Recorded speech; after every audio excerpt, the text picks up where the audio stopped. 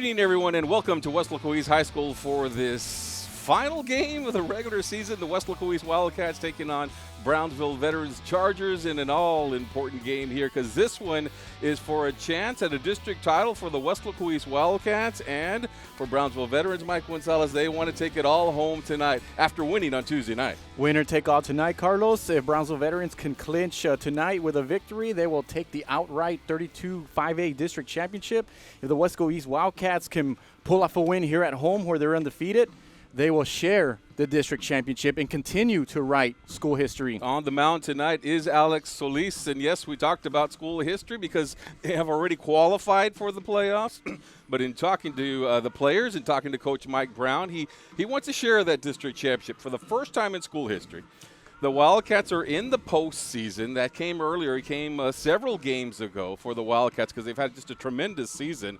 But they want to win that, share that district title, and they have the man on the mound tonight in Mr. Solis. Yeah, Alex Solis, only a sophomore, right-handed pitcher. Actually comes into the game. Carlos has only allowed a run in district play against Donna and Mercedes. And other than that, he's been flawless. Stands at 6'1", tall, lanky. He's the younger brother of Nick Solis, who signed on to play for the University of Houston. And he's his second year at the varsity, and he's having an outstanding year. And we hope that he can deliver tonight and bring home a victory for the Wildcats. It's good to see baseball back in full swing. Last year they were cut short, like all other sports during the spring. They were cut short due to COVID-19, and Weslaco East was 9-3 last season. They were looking to make a run in the 32-6A district until COVID hit, and Coach Brown said, hey, we're going to make some noise there, maybe even try to win a district championship, at least compete for that. But Weslaco is this year 15-5, 11-2 on the season, and trying to determine. They're trying to win this game here tonight to, like I said, win a district championship. But they've been on a roll. They were on a roll. They had won 13 straight until they lost on April 20th, which I believe was last week against Brownsville Porter. So we'll talk more about that in a little bit. First player at the plate here for Brownsville Vets will be Javier Hinojosa.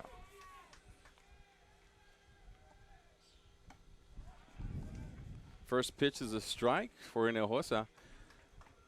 He's actually, Carlos, he signed with Our Lady of the Lake. Comes into this game. He's it's a senior-oriented ball club. It comes in with a .460 batting average. Right field. Under it for the catch, and out number one. And that's Jacob Rodriguez with the catch, and one out here in the top of the first inning. Yeah, great start there for Solis, getting that first out, because Hinojosa is one of their best hitters in the lineup. And as mentioned, he comes in with a .460 batting average, and is going to play at the next level. And the next young man up, Carlos, is also going to play for Our Lady of the Lake. Brandon Bendecourt at the plate. Solis on the mound. First pitch. Going to be in there for strike number one. See his batting stance, Carlos, kind of has that right foot little out. He's a left-hander, good speed, leads the team in steals. Second pitch in there, and it's going to be 1-1. First pitch was actually a ball, so it'll be 1-1 the count to the batter, Bendecourt. He has 8 RBIs, 7 doubles, and 4 triples on the season. That one going to go left field in the gap. And Bendecourt's going to round the base to first with that speed to second. Trying for third. No, he's going to hold up. And that one will get away from the second baseman, but the right fielder's there to back him up.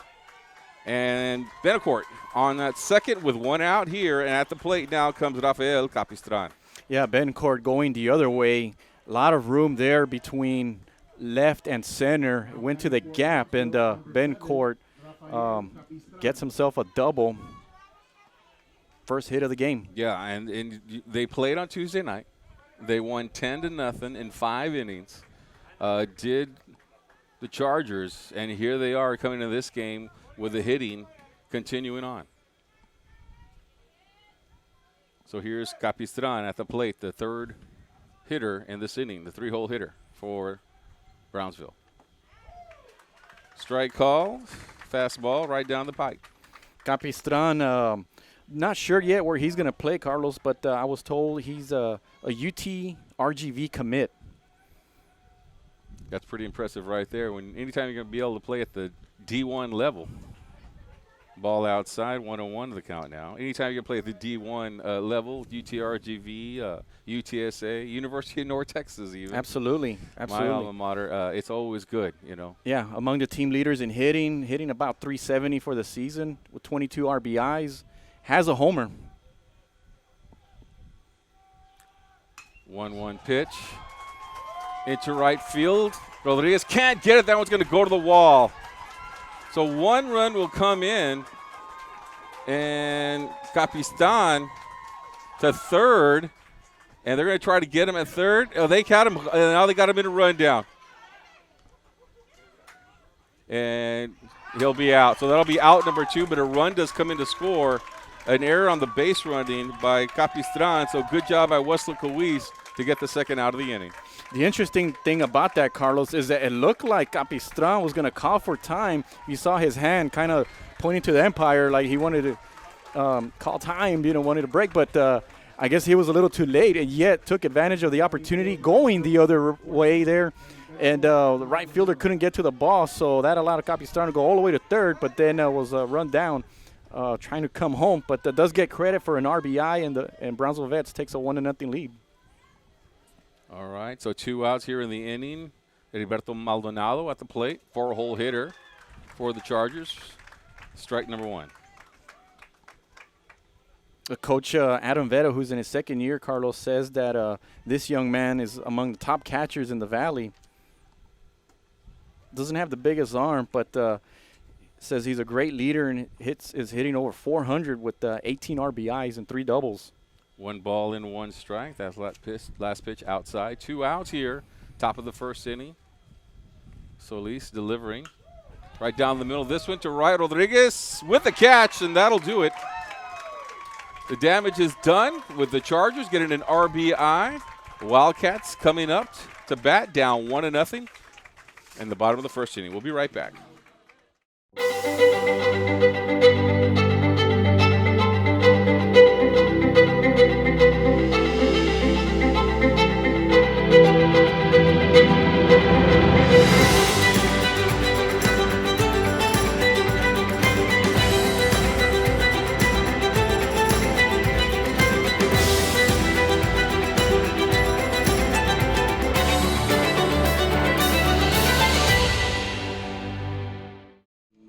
All right, and welcome back to this game. The Wildcats down 1-0. Let's go ahead and set up the lineup for your Weslaco East Wildcats. Batting first, leadoff will be Jesse Lopez, the senior on this team. Then it'll be Alex Solis, sophomore. He's your pitcher on the mound. Tonio Balboa. Balboa playing catcher tonight. Javi Garza at third. You got Mike Brown in right field. He'll be batting fifth. Then you got Nathan Rivas. Jared Perez batting 7th. Batting 8th will be Jacob Rodriguez in right. And Caleb Escamilla will be batting 9th. He is your second baseman. Coach Brown really likes the way Caleb plays on the field. Great defense for the Wildcats. They got a really good team this year. And talking to Coach Brown, he says, we're strong on pitching, we're strong on defense, and we can hit the ball. Yeah, we talked to him before the game, Carlos, and one of the things he says is that he would like Alex Solis to, throw some strikes so that the defense can make the play there. And at last out there, we saw Jacob Rodriguez make an outstanding catch out in the right field. The ball was hit really, really hard, and did an outstanding job to get that last out. So not a lot of seniors on this team. This is one of them right here, Jesse Lopez. Only 2 seniors in the starting lineup in Jesse Lopez and Perez. And so here we go, Lopez. Try to get things going for the Wildcats. On the mound for the Chargers, Rene Sanchez.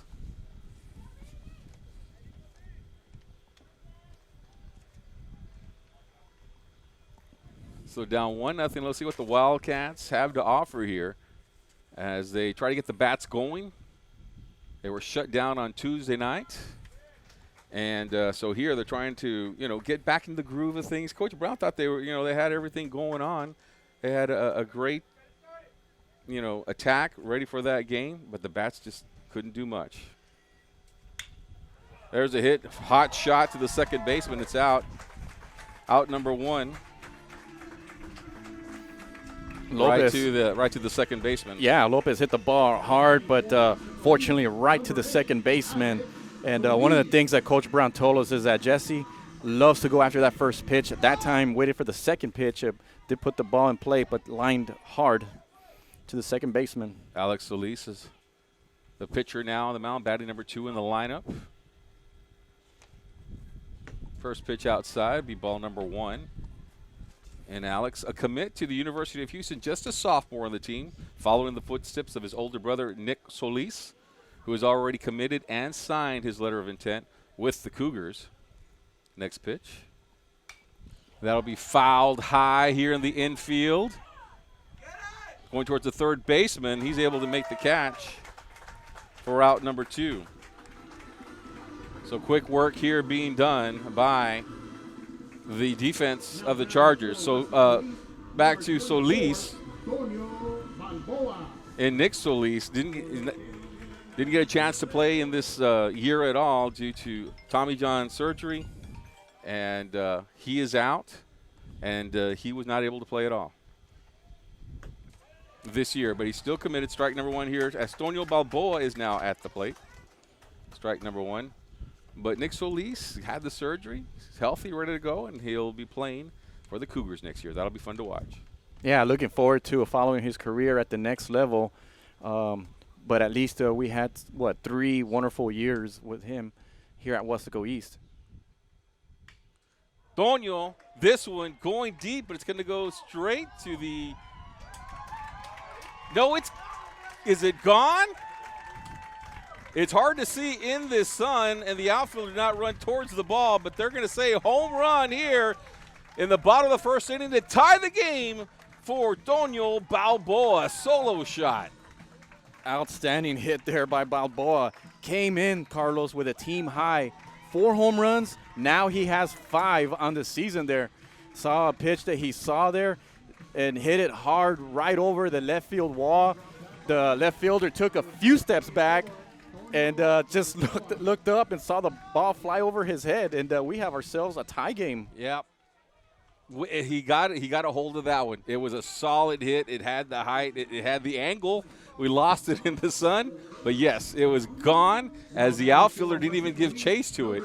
That's how much velocity it had to get out of the park. So we'll tie it up 1-1 on the solo shot. Now to the plate, Javi Garza for the Wildcats.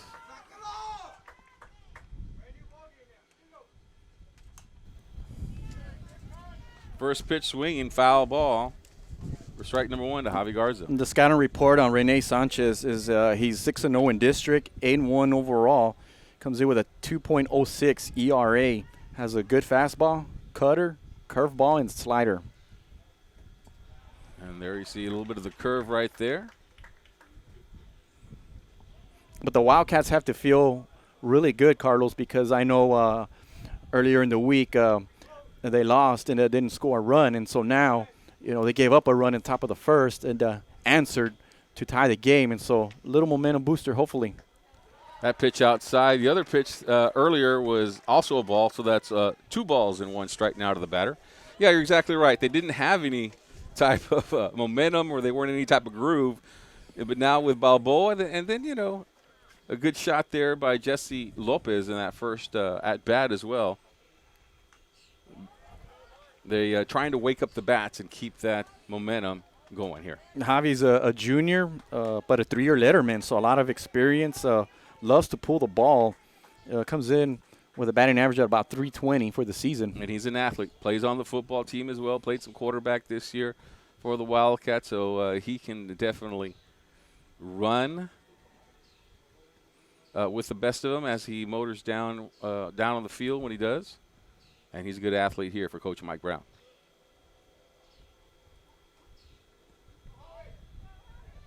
All right, 2 balls, 2 strikes, 2 outs now here. Bottom of the first inning, we're all tied at 1-1.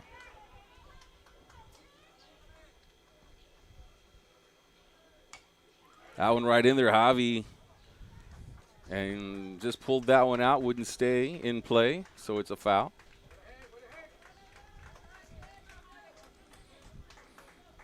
Javi is also a pitcher for this team, Carlos. He's number 4 in the rotation. But tonight starts at shortstop.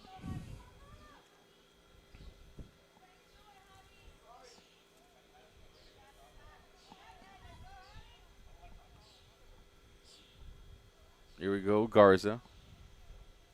Outside pitch, good eye there. Did not go chasing after that one. Bringing the count full here with 2 outs, no runners on here for the Wildcats. As Garza with a good at-bat here in the bottom of the first inning.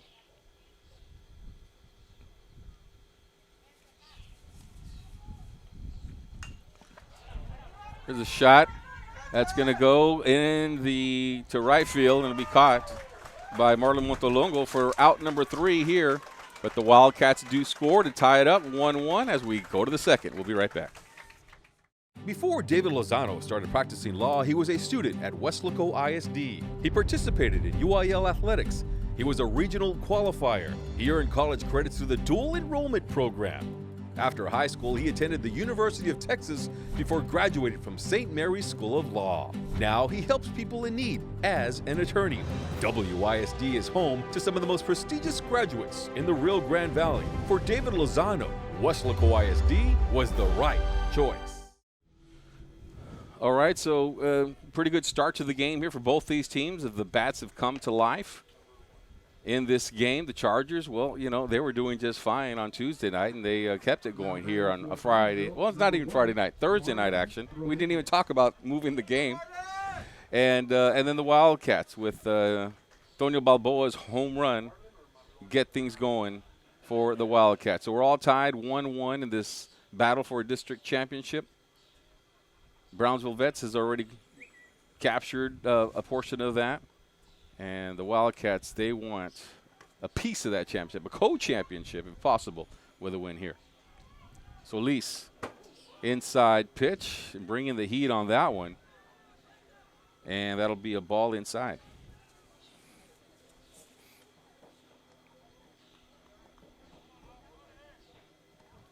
The batter here is Marlon Rodriguez. He comes in, Carlos, with a .280 batting average as he fouls it back there for an 0-2 count. But the interesting thing, Carlos, is that he comes in with a .606 on-base percentage because he's really good at drawing walks, and he's actually been hit 4 times too. So that also increases a percentage. Gets on base. 1-1 the count to him with 1 ball, 1 strike. Or 2 strikes after the 2 foul balls, excuse me. And he's one of several juniors in this team. Most of the squad are seniors. Senior-loaded team for the Chargers. Bunch of underclassmen for the Wildcats. Another foul back as Rodriguez battles here. He's had a piece of the last 3 pitches. I'll tell you what, for a guy that's walked 25 times, he's pretty aggressive at the plate in his first at-bat. Going right after it. Trying to make Solis work. The 1-2 pitch. That one's going to go foul ball as he got a hold of that one. They've hit a lot here to right field, and it looked like Rodriguez was going to be busy again. But that one curved foul. Yeah, we've seen the Chargers go the opposite way in the first inning. Rodriguez pulled it just inches foul. But this is a team, Carlos, that hit the ball very, very well. They come in with a .346 batting average. 1-2 pitch outside and high. 2-2 now the count to Rodriguez.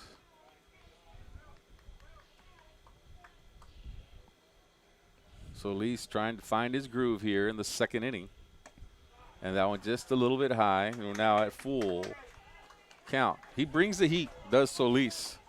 Coach Brown says he can go up to 88, anywhere between 88 and 93, 91, 93 for the sophomore. And does not get the outside corner. And there's a walk there for Marlon Rodriguez. And I'll tell you what, he delivered it at the exact spot where his catcher wanted it there. couldn't quite get the outside corner. Balboa doing a great job with the location, but the umpire said a few inches outside. It's all to bring up Carlos Garza with a runner on first base and no outs here. As the leadoff hitter, Rodriguez is at first. Low and outside. This young man, Carlos, only a freshman. He's the only freshman on the team, but Coach Chavetta says he's a very, very talented and skilled player. I'll have to watch Rodriguez at first base. And that one pop up, right field. Rodriguez coming in with the catch for out number 1. Rodriguez with a busy evening so far here in the first 2 innings. Yeah, and good coaching there by Coach Brown, putting Jacob Rodriguez out there. He started him tonight, and instead of he's got a couple of options out there, but he put Rodriguez out there, and he's made a couple of nice plays. And if you notice, Carlos, he called his center fielder off like, I got it, made the catch. Eloy Garcia. And now at the plate here for the Chargers. Strike number 1 ahead. Now is Solis. So 1 out, still got a runner at first base in Marlon Rodriguez. Can't fall asleep on him. This young man, Carlos, has very, very good size and has actually earned his playing time. He used to come off the bench, but trying for the tag at first base. As Balboa with a quick snap to first. Thought maybe they had something going over there, but he was back on the bag. Yeah, it was a pretty close play there. But Garcia, Coach Vera says, has come through with a lot of big hits throughout the season and has used him as a designated hitter this year. Ball high there. 1 ball, 2 strikes. On Eloy Garcia, the batter. Check the runner at first. Here comes Solis. Outside pitch. 2-2 now the count. So the Wildcats, they were on a roll here. They started the season losing 3 games. Then they go 13 straight victories before losing against Brownsville Porter. And what a game that was, because that game went 15 innings. Balboa pitched for 7 innings. Solis pitched for another 7 innings. Javi Garza pitched for 1 inning. And Weslaco East was on top, 2-1, top of the 15th inning, until Brownsville Porter came back and scored 2 runs in the bottom of the 15th inning to win it 3-2. If you think about it, Carlos, at the high school level, they play 7 innings, so they technically played like 2 games that night, 2 games in 1 inning. And what was the score? 2-1? 3-2 was the final. The strikeout here, Eloy Garcia for the first strikeout of the game for Alex Solis. Yeah, Mike, it was 3-2, and it was a late night. It went up to almost midnight, the contest. And, so they played 2 7-inning games and 1 more inning. Wow, that was good pitching and great defense there. Strike number 1 here for Jason Villarreal now, who's at the plate. Yeah, Mike, and that it was a good contest for Weslaco East. They had been, I'm sorry, got a different Rene Sanchez. My bad.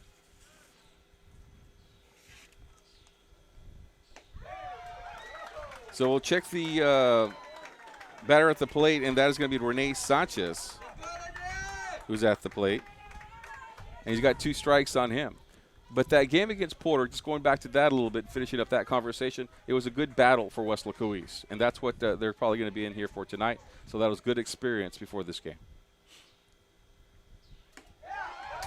And he strikes him out. Second strikeout of the inning, second strikeout of the game for Alex Solis. That one ends the side.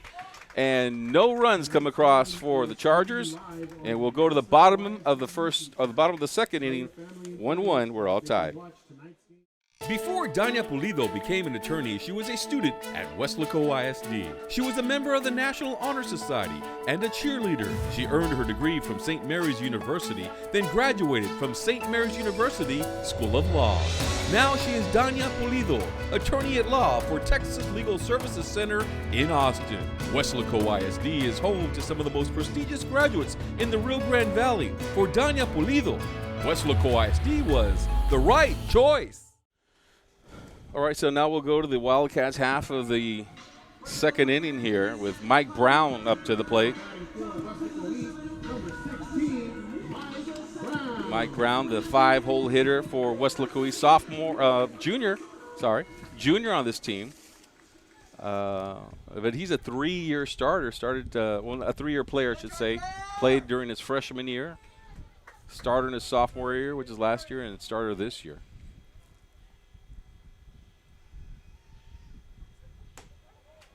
Right down the middle to Michael Brown. I actually remember seeing him, Carlos, as a pitcher in his freshman year, and but Coach Brown, his father, said, no, he's not pitching this year. Plays at left field. Is one of the leaders in the team. Outside pitch, outside 1-1. Yeah, he can come in and pitch when needed.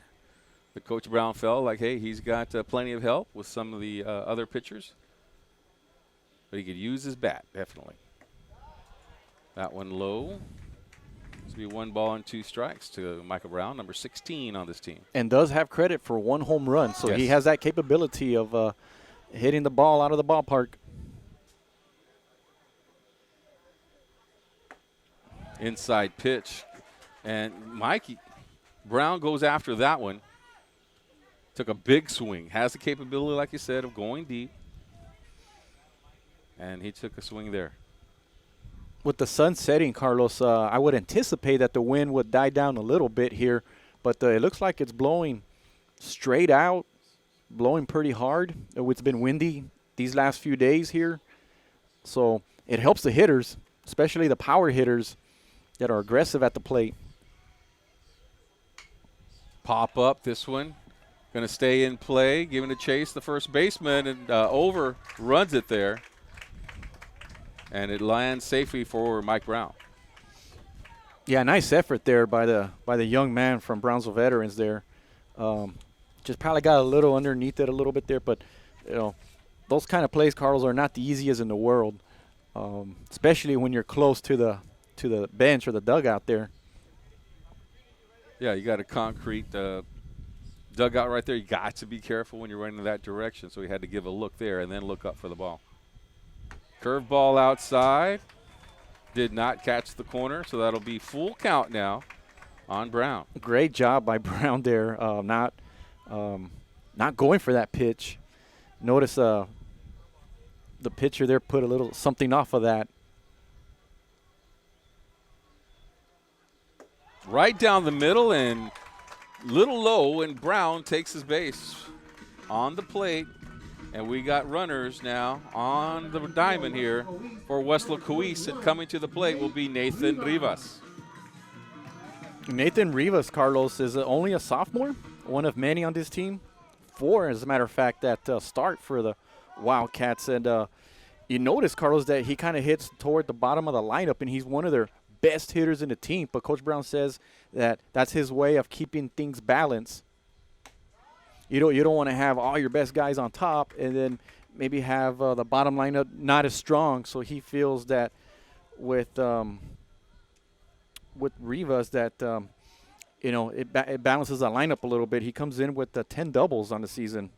Very dangerous hitter. Loves to go to the gaps. Yeah, sometimes you'll put some of your best hitters in that position as well. They're comfortable.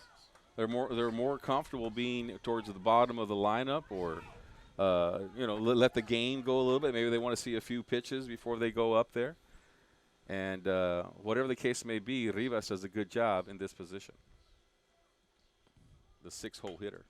And there's a shot. That one has a chance, and it's gone. A 2-run home run for sophomore Nathan Rivas for the go-ahead lead now in the bottom of the second inning. It's a second home run of the game for the Wildcats. Carlos, Nathan enters this game without a single home run for the season. Got his first one, stomps on that home plate, gives the Wildcats a lead, and look at the team. Look at the team high-fiving, embracing. Now the Wildcats have a 3-1 lead. 3-1, just what the doctor ordered up for the Wildcats, whose bats have come to life here on a Thursday night, right here in the second inning. 2 hits in the game for them, both of them home runs, Coach. And much like Antonio Balboa earlier in the game, just went after a pitch that he loved, went to left center there, over the wall, and just hit it at the sweet spot. Wow. There was no doubt about that one. The outfielders just stopped and looked at it, and it was gone. May have landed over there in the softball field. So to the plate now will come Jared Bettis, senior for Weslaco East, after that bomb by Rivas.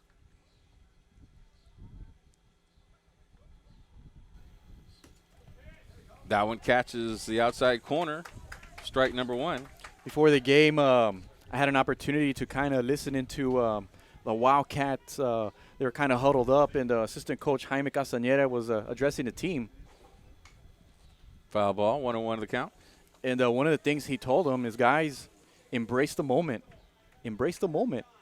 I mean, you know, history is right in front of you. They've already made school history and have an opportunity to bring home a district championship. And we see the Wildcats, through adversity, coming off a tough loss, off to a great start in this game.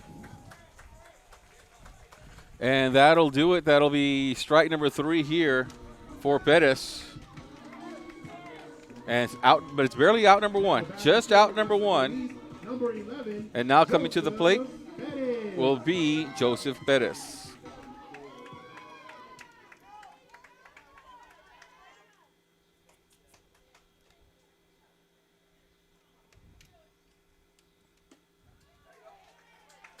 Strike number 1 to Joseph.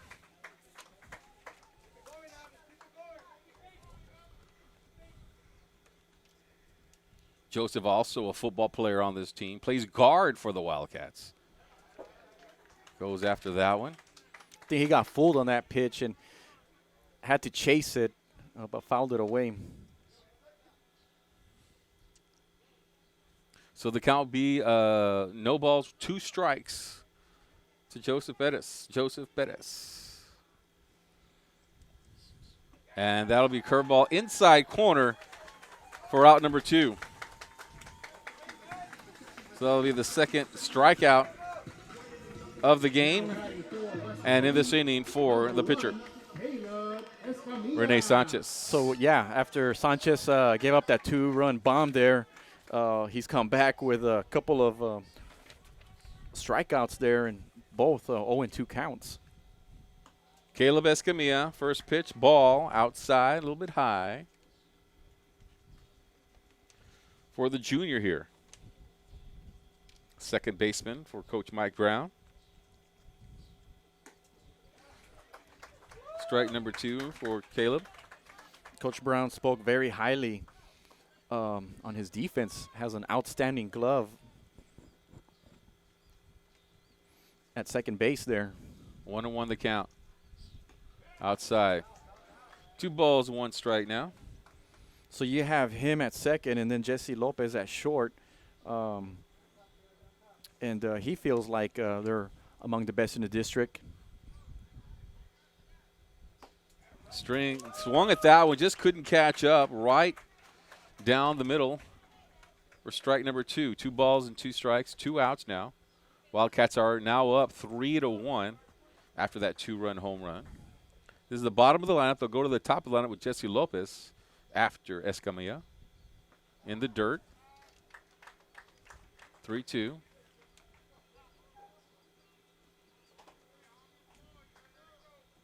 Wind is continuing here in this evening. Hasn't really slowed down much like we talked about earlier.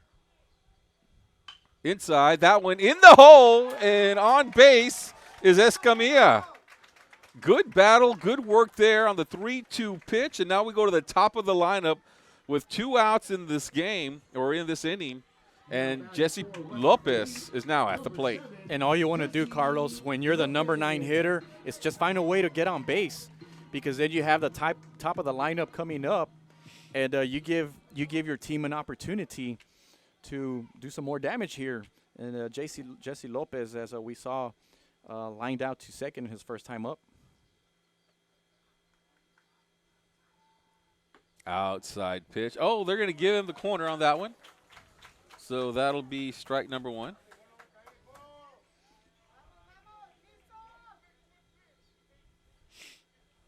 Well, that was all about location. Put it at the perfect spot there in the outside corner. That one, let's see, to the second baseman. And the out at first base, and that'll do it. But 2 runs come across the plate for the Wildcats on a 2-run home run by Nathan Rivas, and the Wildcats are now up 3-1. We'll be right back.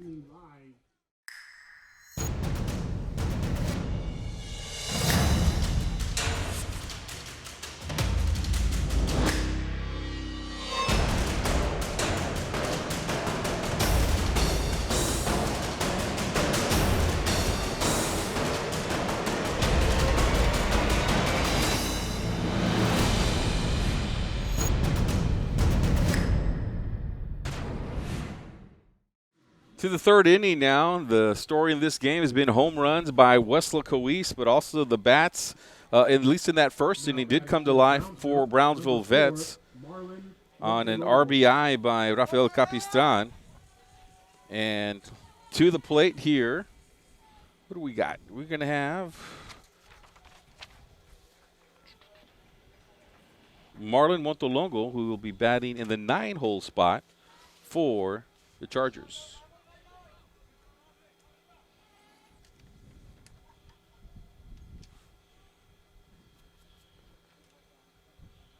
First pitch is low, be a ball. Marlon does have 1 home run on the season, 12 RBIs. Great athlete. That one in the hole to left field, and he's on at first is number 4. Lead off the 3rd inning. That's what you want to do with just a hit now batting for Brownsville, into left field.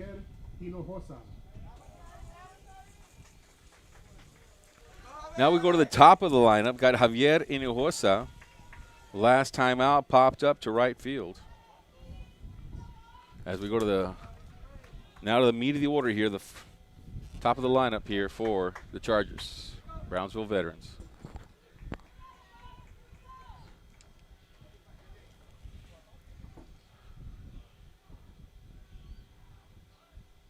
Solis outside corner, nothing doing right there. Will be ball number 1.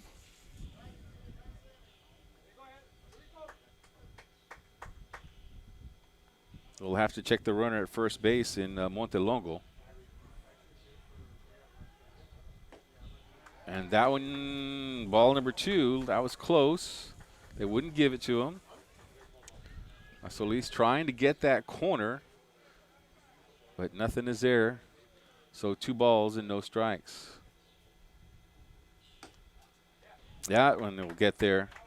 2 balls, 1 strike now here on Javier Hinojosa. So Solis has seen the Charger batters at least one time already, so you wonder what kind of adjustments he's going to make.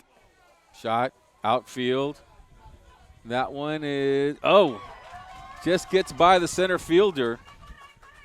And a runner will hold up at 3rd base, and that'll be a double here for Javier Hinojosa. Now runners are on at 1st and 2nd, as trying to get to that ball was Jared Bettis, but just over his outstretched arms and hit the wall. And a good job there by Javier Hinojosa to get to second base. I really do think the wind played a factor there, Carlos, because the ball just kept carrying and Bettis did his best to keep up with it, but just went over his head there. And it's in that gap as well. So you're running and trying to catch. It wasn't an easy one. Call it a base hit there for Hinojosa. So now Brandon Bentacourt comes to the plate with 2 runners on, and that's a ball to him. So you got runners at a second and third with no outs. So Bentacourt trying to bring in a run. He doubled and scored his first time up. Yep. And now you're going to have bases loaded as Bentacourt is hit, and he takes his base, hit by pitch.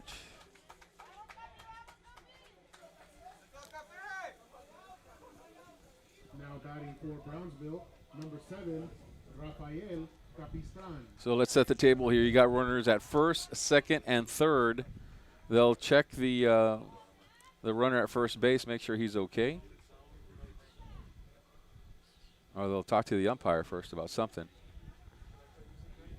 And then meanwhile, we see the Wildcat infielders and catcher come together with the pitcher just to kind of talk things over, see what kind of strategy they're going to have here with the bases loaded and nobody out. Let's see. I'm anxious to see how Coach Brown is going to have his defense play here. I mean, you got a very dangerous hitter here. It can hit anywhere in the ballpark. It has a lot of power. Are they going to draw him in, or are they going to play back?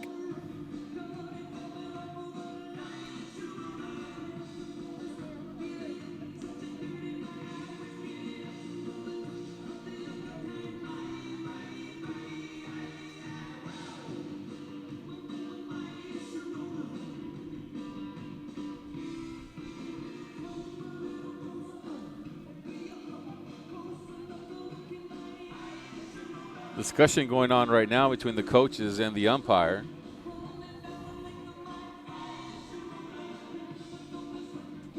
And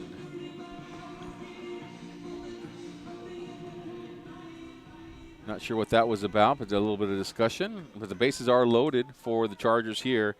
And coming to the plate will be Rafael Capistran. Last time out, yet an RBI. Well, the Chargers in business here, so Solis has some work to do with no outs and bases loaded. Outside pitch, no throw back there. Will be ball number 1. Yeah, the infielders look like they're playing in their normal position back there. Nobody in the grass. They're pretty much playing in their normal spot. In fact, I see the shortstop has like a foot or two back into grass area. That one be fouled back. 1-1 the count. And we saw Solis get a couple of big strikeouts in the second inning. He could really use one right here, too.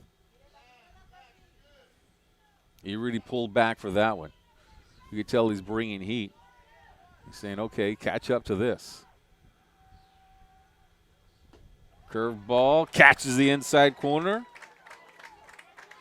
2 strikes now on the batter here, Capistran. I don't think Capistran expected that pitch for sure. 1-2. That one in the dirt.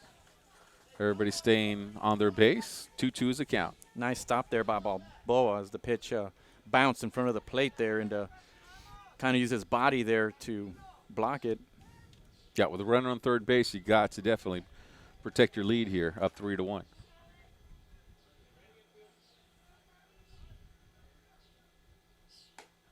High. Brings it full here. Now it's 3-2. Bases loaded. No outs. So Alex Solis plays a lot of travel ball, does Solis, so he's been in these situations before. In fact, most of these kids play a lot of baseball in the offseason. And that one won't go to the outside corner. What do they call? They're going to call him a walk, so he comes in.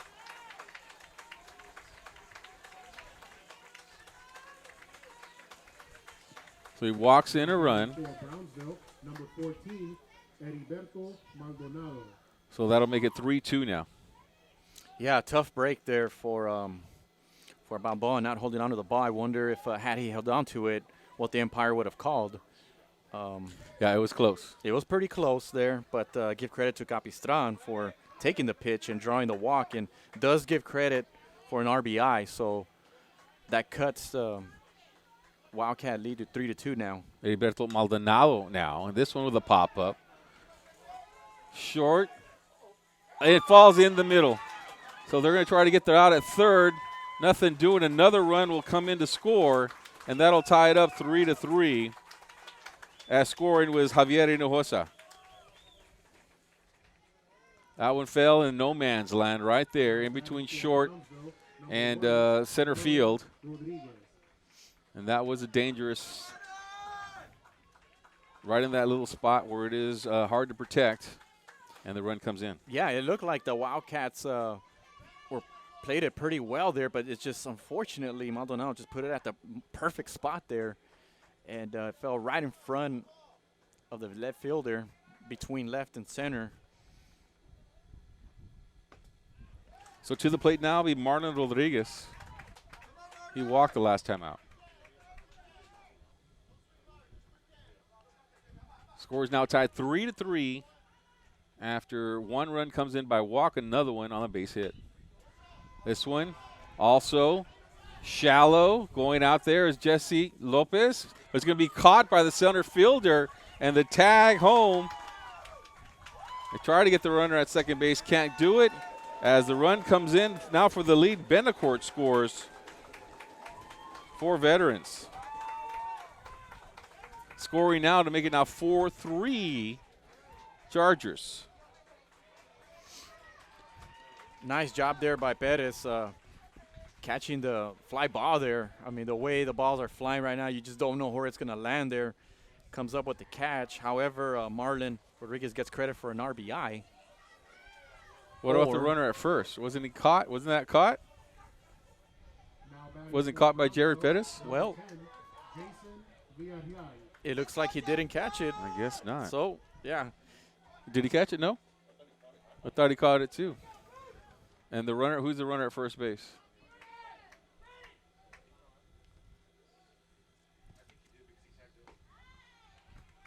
Yeah.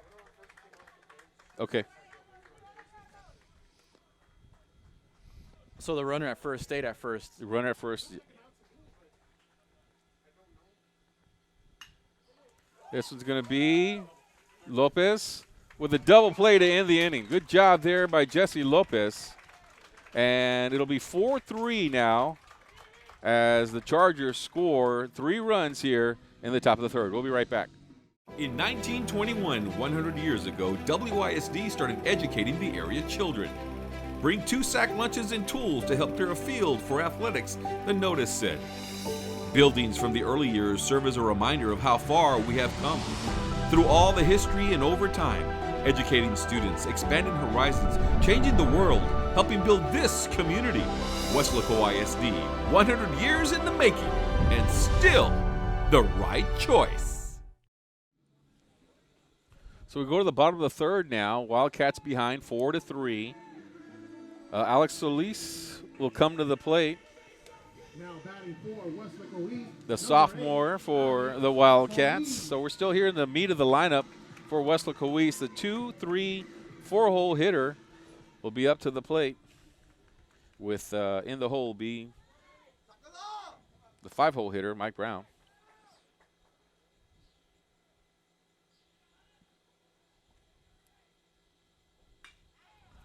This one shot center field, playing shallow, and he makes the catch there. So good job by the center fielder playing that one, Rafael Capistran.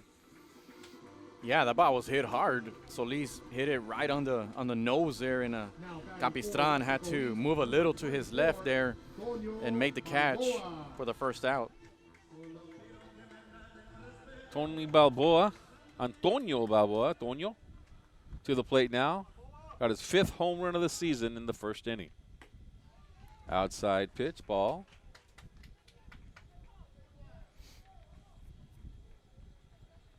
Really got things going here for the Wildcats right off the bat with that home run.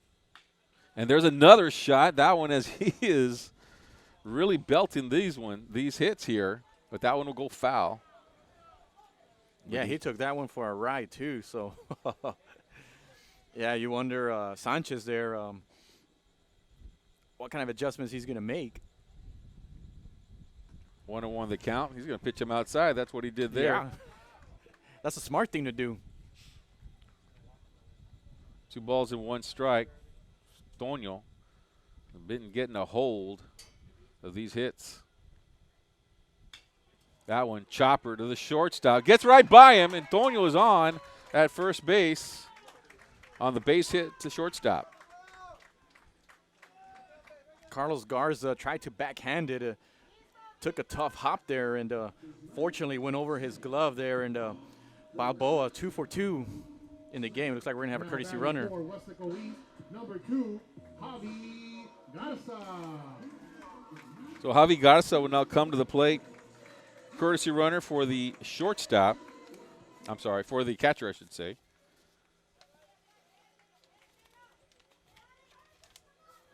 We'll get that information here in just a minute if I bring out the roster.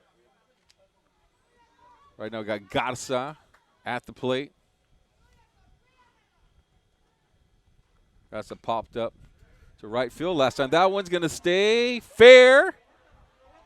It looked fair. It went over the base, and Brown's going to argue this call.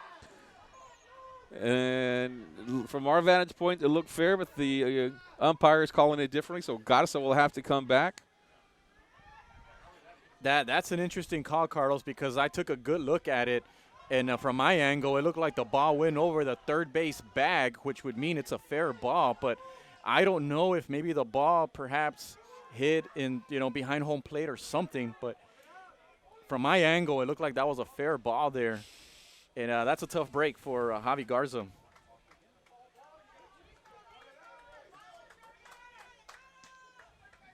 So it's strike 1 to Garza now.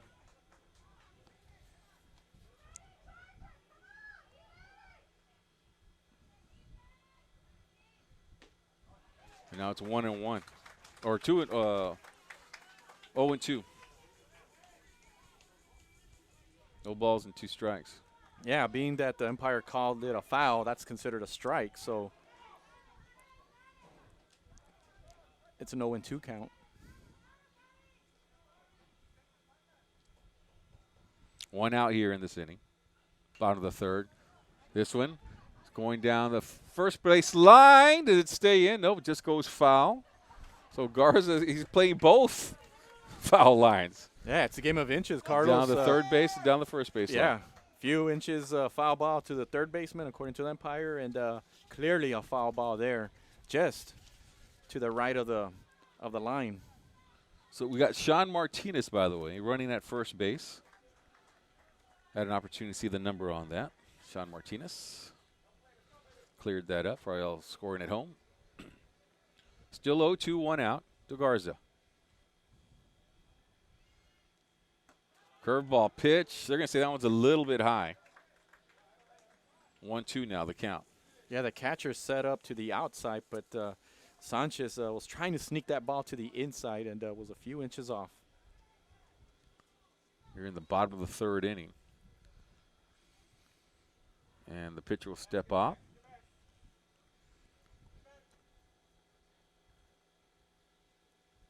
Good crowd on hand as well here at Weslaco East. Lots of social distancing still taking place. But a good crowd to watch this game. That one way outside. As the pitcher just not taking any chances on that one. Trying to see if Garza will go chasing on it. But he's a disciplined hitter. Is number 2 for Weslaco East.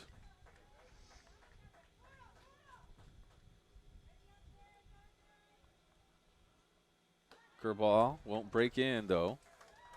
And now we're going full count. So good job by Garza. Started the count at 0-2, battled. And now it's 3-2, full count with 1 out. Runner on first base. Yeah, Sanchez looked like he came with, an off-speed pitch there, and Garza didn't fall for it. Garza, shortstop, picks it up, bobbles it, and runners are safe at second and first base. So that'll bring up the junior, Mike Brown, to the plate. with one out, and you got to run at first and second. So opportunity here for the Wildcats. Yeah, perhaps Carlos Garza got a little too excited there at short, knowing that he had to play at second. Unfortunately for the Chargers, didn't get the ball there. So Garza on board.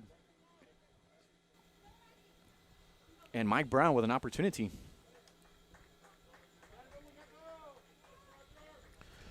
Tried to force that maybe a little bit.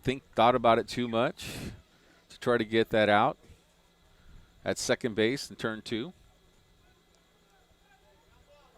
And Garza with a good hit right there with one out.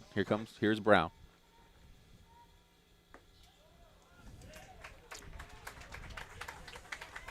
Strike number 1 to Brown, that one down the middle. And Mike Brown walked and scored his first time up.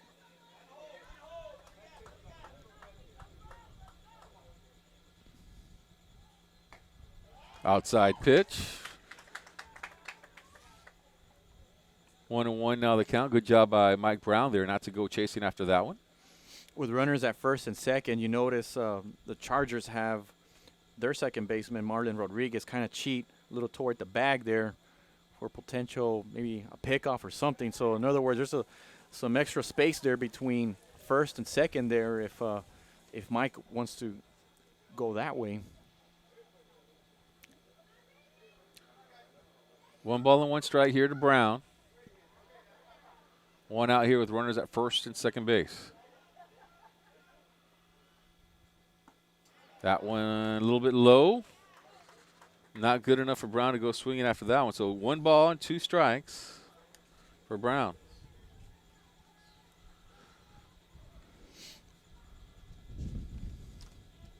Yeah, you'll notice Rodriguez will kind of start just a few feet from the bag, and then as the pitch goes on, he makes his way toward second. Brown goes chasing out of that one. That'll go foul. That one's right down the middle. He liked that one. That'll move the count 2-2. But it's fouled out of play. A lot of baseball, softball, a lot of action going on tonight. There's 2 softball games going on here at WISD. You got Lady Wildcats playing over there at the softball field here on Weslaco East, and also the Lady Panthers playing at Weslaco High against Villa. Brown will call time. And I believe the Weslaco High baseball team also made the playoffs. So yeah, if that's the case, Carlos, this is the first time ever at Weslaco ISD that all 4, or I guess both programs in softball, both programs in baseball, clinch a playoff spot. Yep. Which is awesome for the school district. The pitch. Brown. Oh, that one's going to fall. He falls down, does Brown, but he gets up to first base. 1 run will come in to tie the game. That's Sean Martinez for the Wildcats. And that'll make it 4-4 and the RBI for Mike Brown. Outstanding hitting there by Brown, going the other way over the second baseman's head, and great base running by Javi Garza, going aggressive to second, rounding second, going all the way to third. So the Wildcats with runners in the corners. So Martinez scores, running for Balboa, and Garza did a good job advancing to third base. Brown is on at first.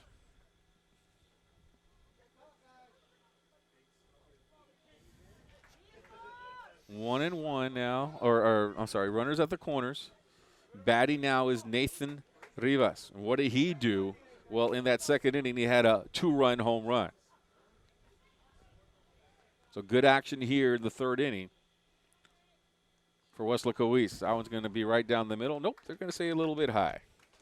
It's been a while since I broadcast a baseball game, so I'm a little rough here.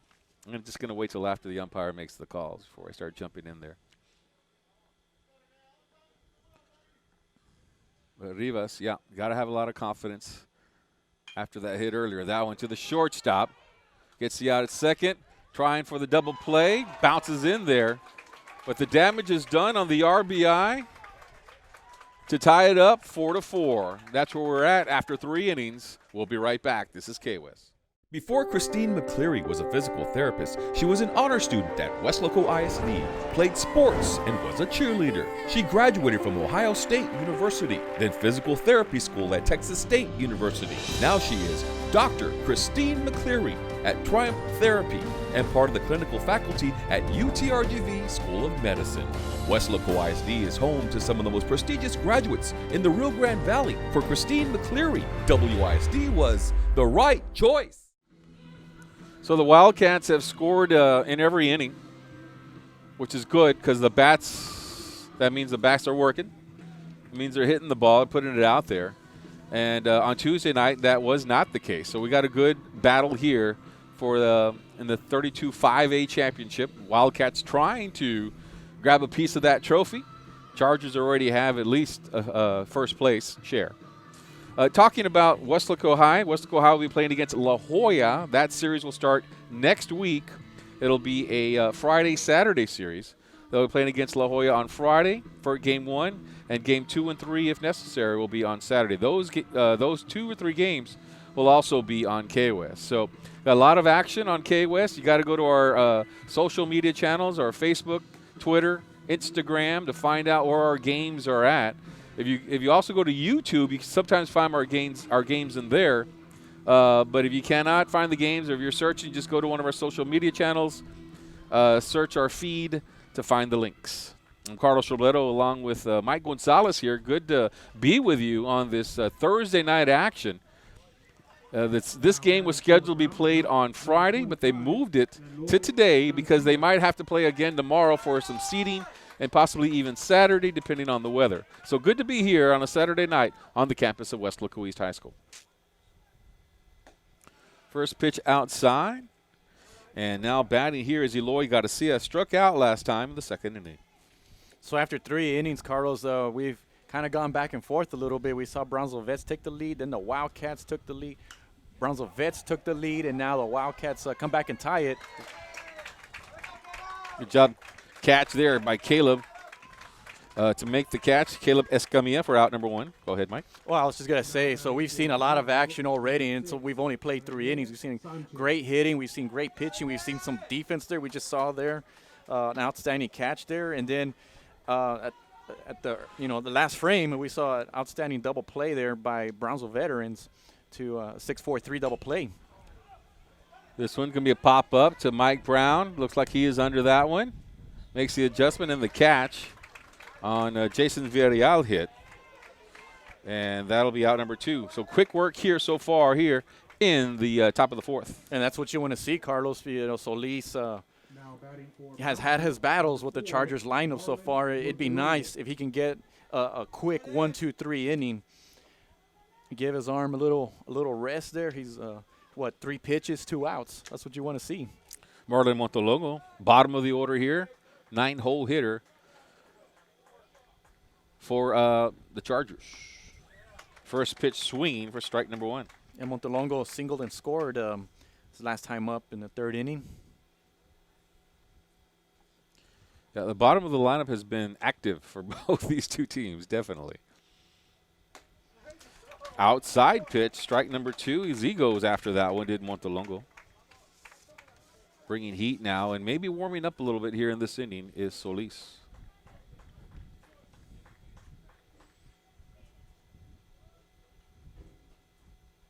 That one in the dirt. Checking to see maybe he'll go after that one, but not being too aggressive is Montolongo. Yeah, Solis has 2 quick outs. Was ahead 0-2. Now it's 1-2.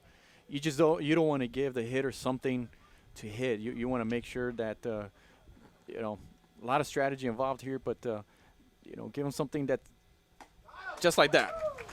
Went chasing after that one, and that'll do it as another strikeout for Mr. Solis, and that'll be the first time. Or no, it's the second time actually, but he sits him down in 1-2-3 order, does Solis.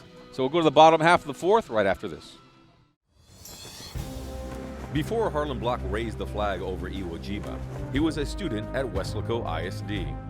There he played for the Panthers, won a championship, and learned some of the leadership skills he and 7 other students used while serving in the Marines. Weslaco ISD is home to some of the most prominent graduates in the Rio Grande Valley. For war hero Harlem Block, Weslaco ISD was the right choice. All right, so here we go. Jared Bettis now to the plate for the Weslaco East Wildcats. So we go to the 7, 8, 9 hole hitter for Weslaco East.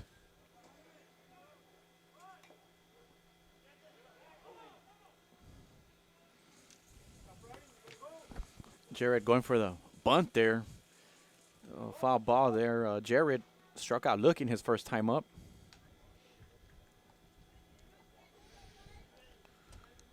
So 1 strike on Jared Bettis, a senior here for the Wildcats.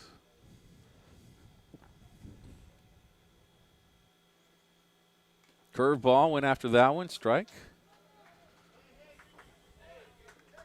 No balls, 2 strikes for Jared Bettis. Any relation to Joseph Bettis? Yes. Brothers. Who bats right after him? He sure does.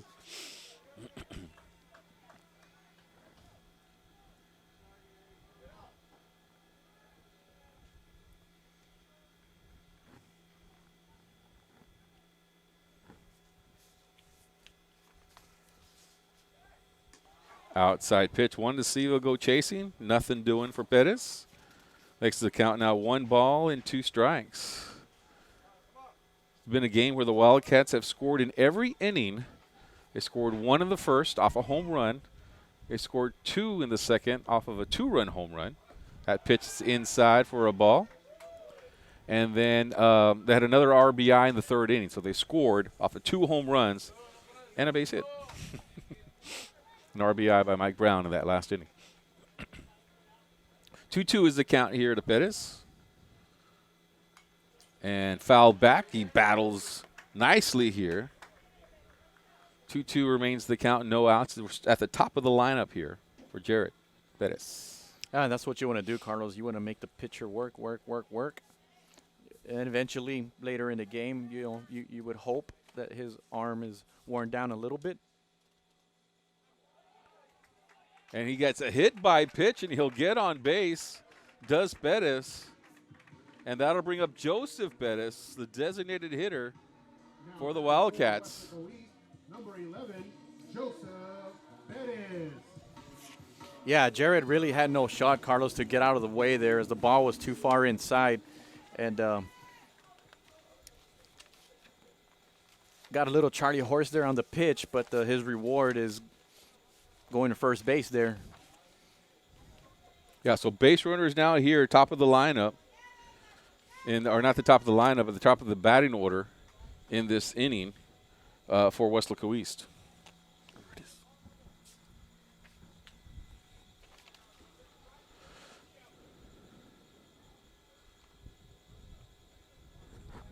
So that'll put a runner on at first base for Joseph Bettis.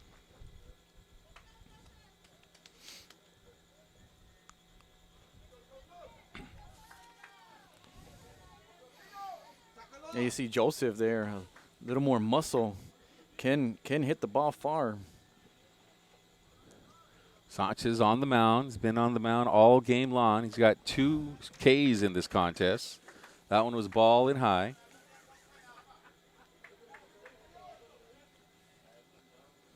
And Coach Brown says Joseph loves to drive the ball. He's big and strong and plays guard for the football team. Chopper to the shortstop. Trying for 2. Got a rush, and he'll get it. Double play. Good job by the shortstop to the second, and the out for the 6-4-3 double play. Yeah, you saw Carlos Garza get that ball nice and clean, threw it to second and then to first. Took his time there, didn't rush it. We saw him make a mistake earlier in the game, made up for it, but has done very well there at shortstop, coming up with some very nice plays on defense. Yeah, that's his second double play of the game, led by the shortstop, Mr. Carlos Garza. So to the plate now, 9-hole hitter. This is Caleb Escamilla. He got a hit the last time out. This one up the middle. Shortstop gets by him, and he's on. 2 hits in this game for Caleb Escamilla. And he's on at first base. Yeah, that's nice to see, Carlos, your number 9 hitter come on board and get 2 singles in the game. I know Escamilla has had his ups and downs at the plate this year, but in this district championship game, you have those unsung heroes, and Escamilla with 2 for 2 so far, delivering on the Wildcat offense. So we start to the top of the lineup here. Jesse Lopez now batting with 2 outs, runner on first. In the dirt for ball number 1. Lopez is 0 for 2 tonight.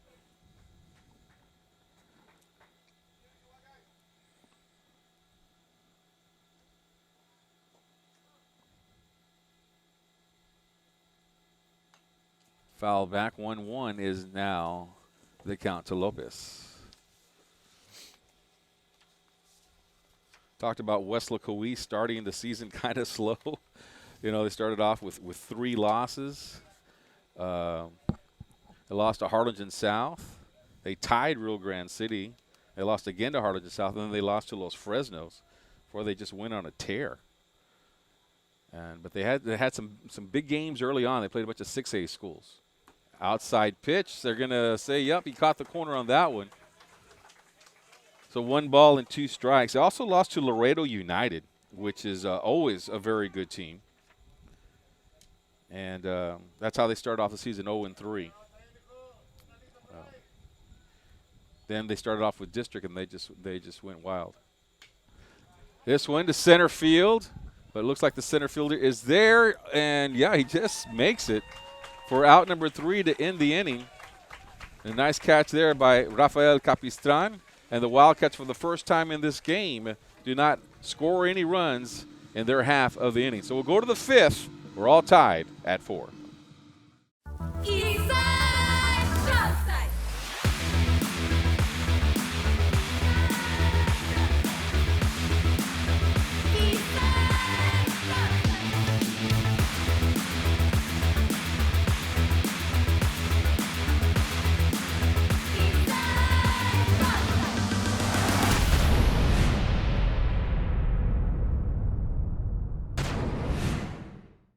So we'll go to the 5th inning now here. All tied at 4-4. If I'm the Wildcats, I'm Coach Mike Brown. I like my chances. I like my chances with what's left in this game because you still have your ace that's on the mound. You got your number 1 pitcher. The Chargers, they used their number 1 pitcher on Tuesday night. And so you got to like your chances. Your team is hitting the ball. You're locked in the battle here.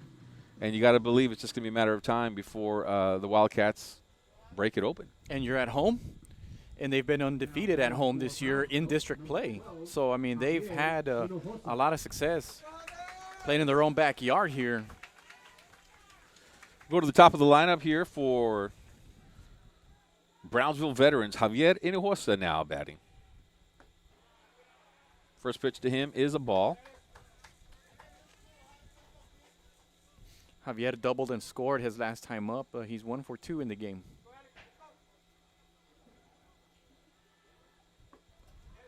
Strike. 1-1 now, the count on Hinojosa.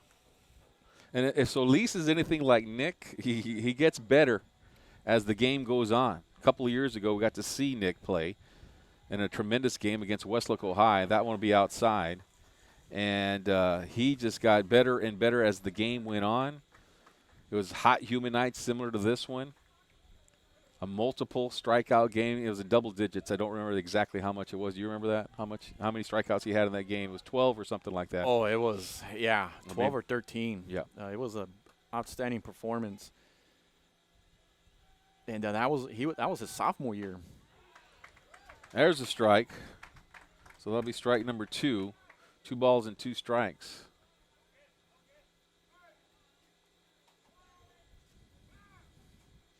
And you mentioned, Carlos, if he's anything like his brother and gets better as the game unfolds, he had a 1-2-3 4th inning. Absolutely. So let's see if that trend can continue. Yeah, and that was the bottom of the lineup, so we'll have to do that against the top of the lineup here with the top hitters coming to the plate next.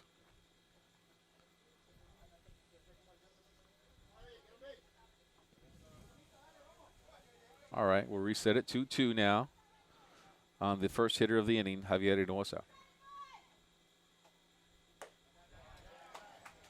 Ball high. Full count. Yeah, Solis brought the heat there. A little too inside there, but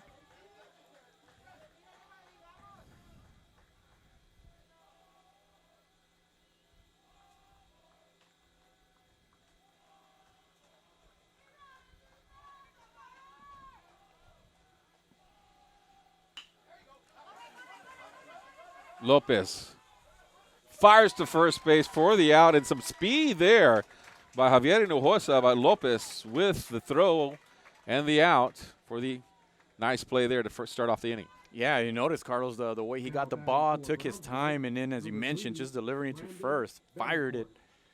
I was getting a little nervous there because I thought he was going a little too slow there, but thank goodness he has a cannon right arm there and delivered it to first base for the first out. Once again to Lopez. Catches that one, fires it. So 2 6-3 plays to Jesse Lopez, the senior on the team. And we got 2 outs already here in this top of the 5th. Now batting for Brownsville, number 7, Rafael Capistran. That'll bring up Capistran, who's got a hit and a walk in this game, Mike.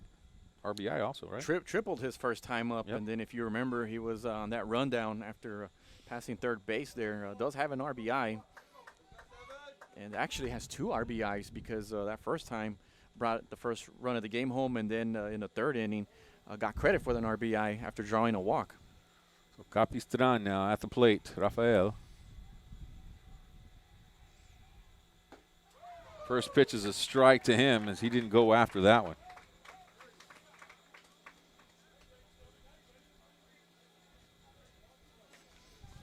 So now he has 24 RBIs on the season. Inside pitch, gets away from Balboa. Yeah, we Nobody hurt. mentioned earlier is committed to play baseball at UTRGV next year.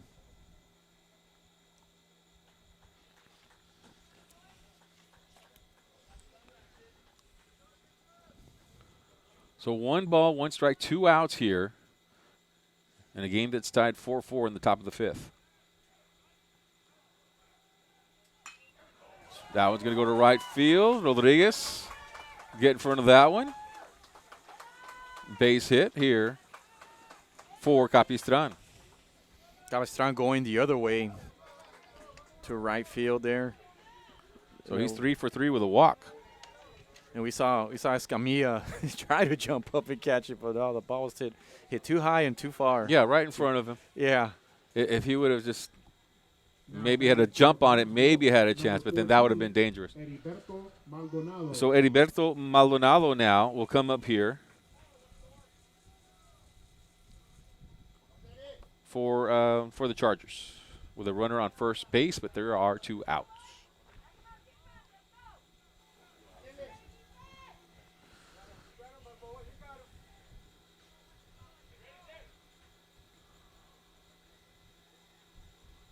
Outside pitch, a little bit too outside. Ball 1.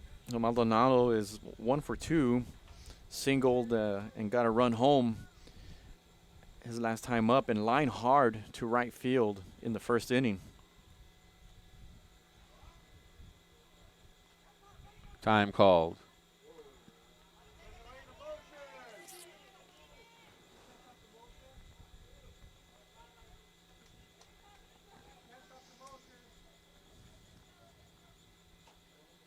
So called time just before Solis was getting going with his delivery. Back to first.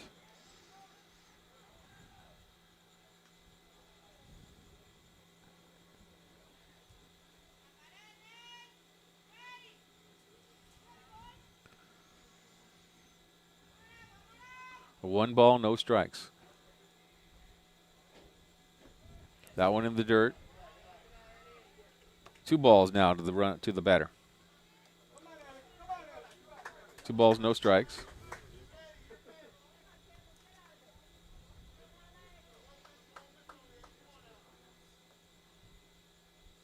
Yeah, so at least wants a new baseball.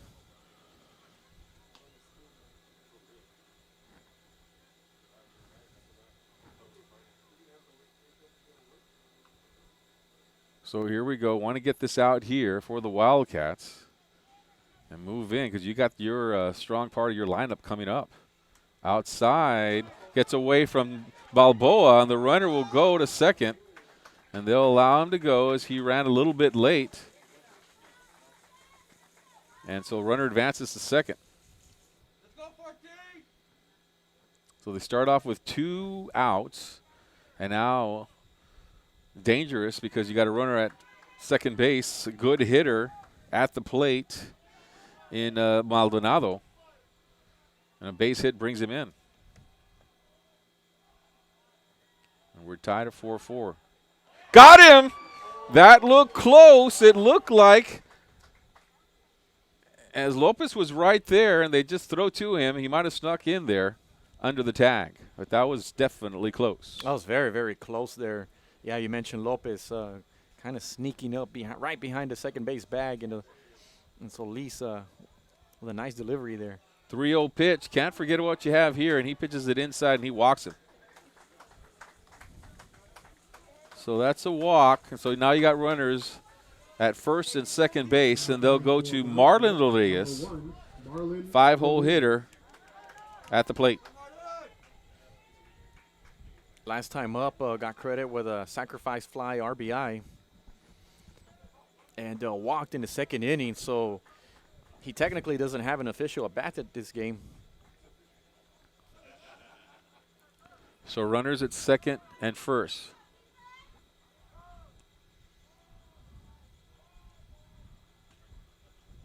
There's a pitch, strike number 1. Good job there by Solis to get it in there. Want to try to get out of this inning if possible against Rodriguez.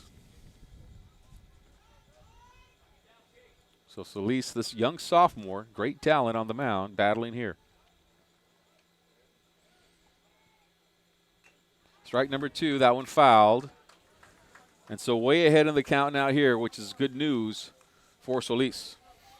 Yeah, very, very good news. If you can get ahead 0-2, you have so many options there. You don't have to, you're not desperate to throw a strike or anything like that. You can kind of play a little strategy here and toss something to Rodriguez that maybe he doesn't like. Yeah, and we've seen Rodriguez. He'll go after the pitches. He's one of those that last time out fouled a bunch of them off. So let's see the strategy here by Solis.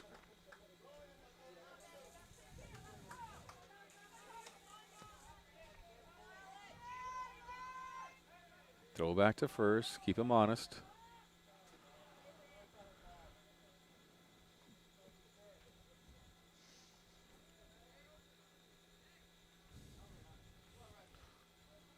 So 0-2 here.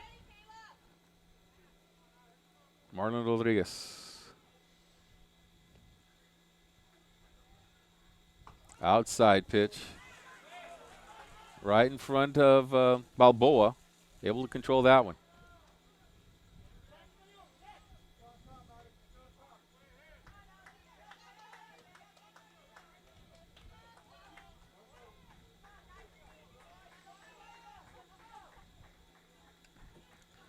Two balls, 2 strikes, or 1 ball and 2 strikes, 2 outs.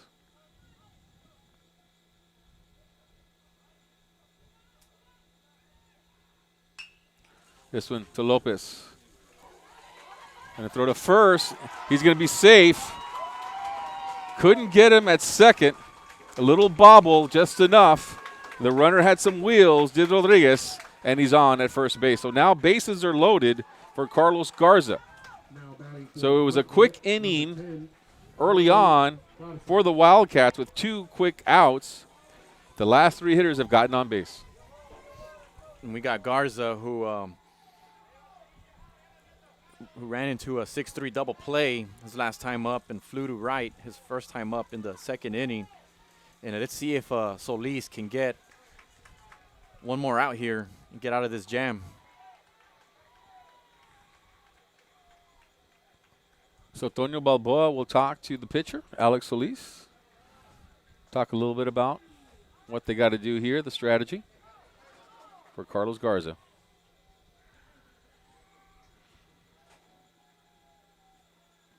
Pretty much a battle, what we would expect between two teams that are at the top of the league. Locked in a battle at 4-4. And now with the bases loaded and 2 outs, an opportunity for Carlos Garza. Chopper, second baseman. He'll throw to first for the out, and that'll do it. A lot of work there, but good job. They talk about the defense at second base in Caleb Escamilla. He made the play, Mike, that saved some runs there for the Wildcats. Yeah, we're all tied at 4. Bottom of the 5th coming up. We'll talk about that when we get back. At Weslaco ISD, we teach our students in pre-K and kindergarten the fundamentals of reading by making it fun so they enjoy learning. Students in first grade are reading chapter books. It starts with pre-K and kinder, then a whole new world opens up with music, robotics, art, folklorico, swimming. Weslaco ISD students can accomplish anything. We know because we have seen the success in our students over time. Weslaco ISD, learning in person in a safe, clean environment or online with the latest technology provided by WISD. Weslaco ISD, 100 years in the making and still the right choice with safety in mind. Enroll now. All right, and welcome back to this game as we go now to the bottom of the 5th inning. And what a play there by Escamilla, Caleb Escamilla, the young man, junior for Weslaco East, bases loaded. They had an opportunity to get it out in the earlier batter. This time he had to make the play, fast runner at first base, but he makes it. Well, yeah, I mean, the way the ball bounced too, Carlos, it wasn't the easiest play in the world. It was like a one-hopper, and you just don't know which way it's going to go. And we talked about Mike Brown giving high praise to Escamilla and his glove there, kind of backhanded there, and then delivered it to first base to get that final out there and get Solis out of the jam. Yeah, we've seen some really good defense by both these teams here. Double plays being made, good defensive plays in the infield by both these two teams. It's a great contest, and moving on into the playoffs, 32-5A is going to be greatly represented. It looked like Solis was out there. He was kind of looking around like, hey, where's the umpire at? And now the umpire comes out, and now we're ready to play some baseball. Umpire taking a little water break at that point. Pitch in the dirt. They're going to say he did not swing. So ball 1. Alex Solis is 0 for 2, lined hard to center field his last time up.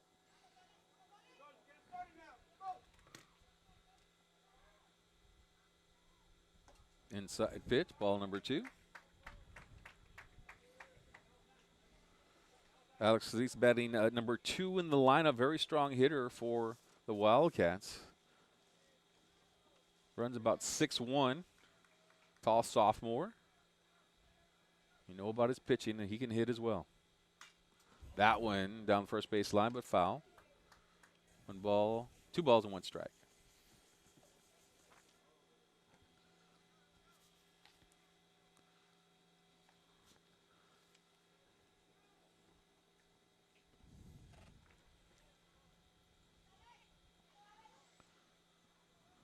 So 2 balls and 1 strike here.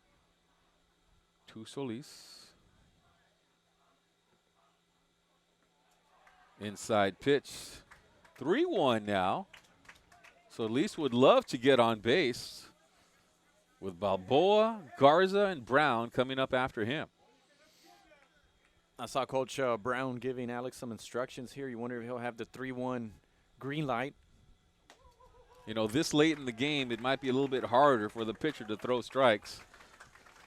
So Coach Brown may have said, you know what, let's see if he still has it. And so Solis is on base, walks. So Antonio Balboa, a home run earlier in this game, is at the plate. 24, Antonio Balboa. And singled and scored in the third inning. So he's had, well, he didn't score, actually. It was a courtesy runner that scored. Correct. But he does have 2 hits.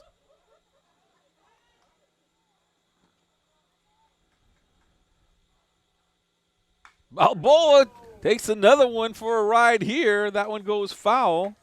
But he's seen the ball pretty tonight, definitely. Yeah, he waited for that one.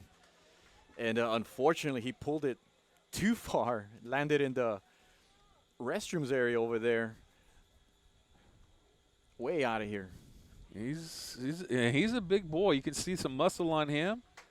And just a sophomore, so a young man here with plenty to still be played for Weslaco East, a couple more years.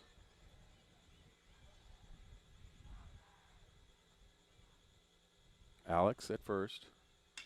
This one, shortstop, going to try to turn 2, and they're going to say yes.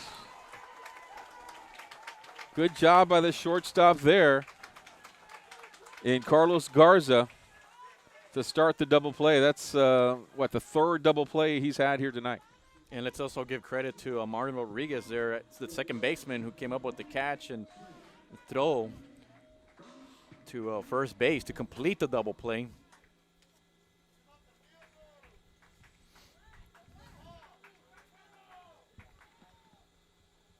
Well, the ball was hit pretty hard, Carlos.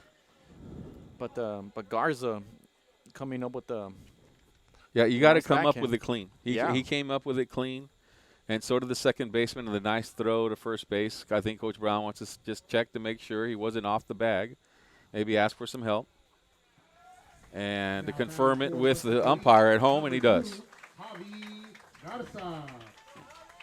So now Garza comes to the plate, still locked in at 4-4. And so Garza's going to try to get a 2-out rally going on here for the Wildcats.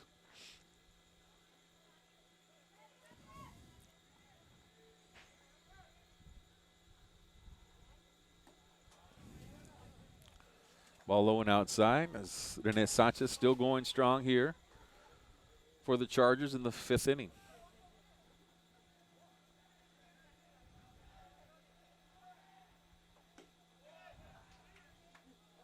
Oh, 2 outside. Garza reached on an error his last time up, was left in third base, and fly to right in the first inning for his first time up. Inside pitch. That one will catch the corner. Strike number 1. But in both at-bats, Carlos, he's made the pitcher work. He's gone the full count in both times at bat. 2-1 here. That one high. Avi, yeah, you're right. He won't go chasing. That one's right down the middle, but just high, and Garza was able to lay off.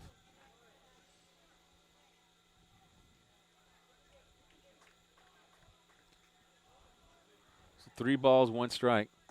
That one, and then he'll walk him. That one low.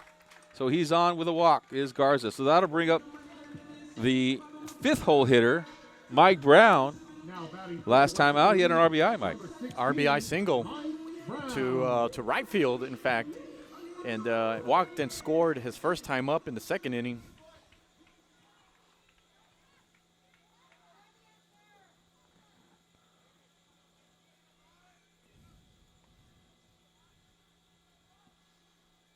Two outs. This one popped up high. Looks like it's going to go out of play into the stands and actually right behind us, right behind the press box.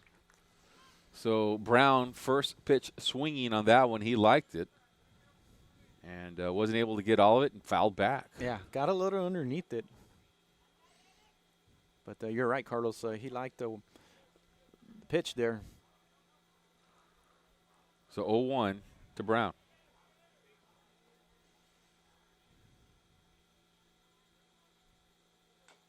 Chopper to the pitcher for the out. And that'll do it. No runs in this inning at all. None for the Wildcats, none for the Chargers. And we'll go to the 6th right after this. Before Clarissa Renteria was a dentist, she was a student at Weslaco ISD. She was a cheerleader, played softball, and started college early through the dual enrollment program. She graduated from UTPA before earning her degree from the University of Texas School of Dentistry in Houston. Now she is Dr. Renteria, creating beautiful smiles at Professional Dental Group. Weslaco ISD is home to some of the most prestigious graduates in the Rio Grande Valley. For Dr. Clarissa Renteria, WISD was the right choice. So we go to the 6th inning, all tied at 4. And coming to the plate now here for the Chargers will be Eloy Garcia, 7, 8, 9-hole hitter for the Chargers. Eloy Garcia, Jason Villarreal, and Marlon Montelongo. Up the middle, and diving catch. No, they're going to say he didn't catch it. The umpire is saying no, but the other umpire over here saying he caught it. Can they appeal over here? They haven't appealed yet to the other umpire who's at first base and had a maybe better angle. He has not made the call. Did the first base umpire? Certainly did look like he caught it, and they're going to say yes.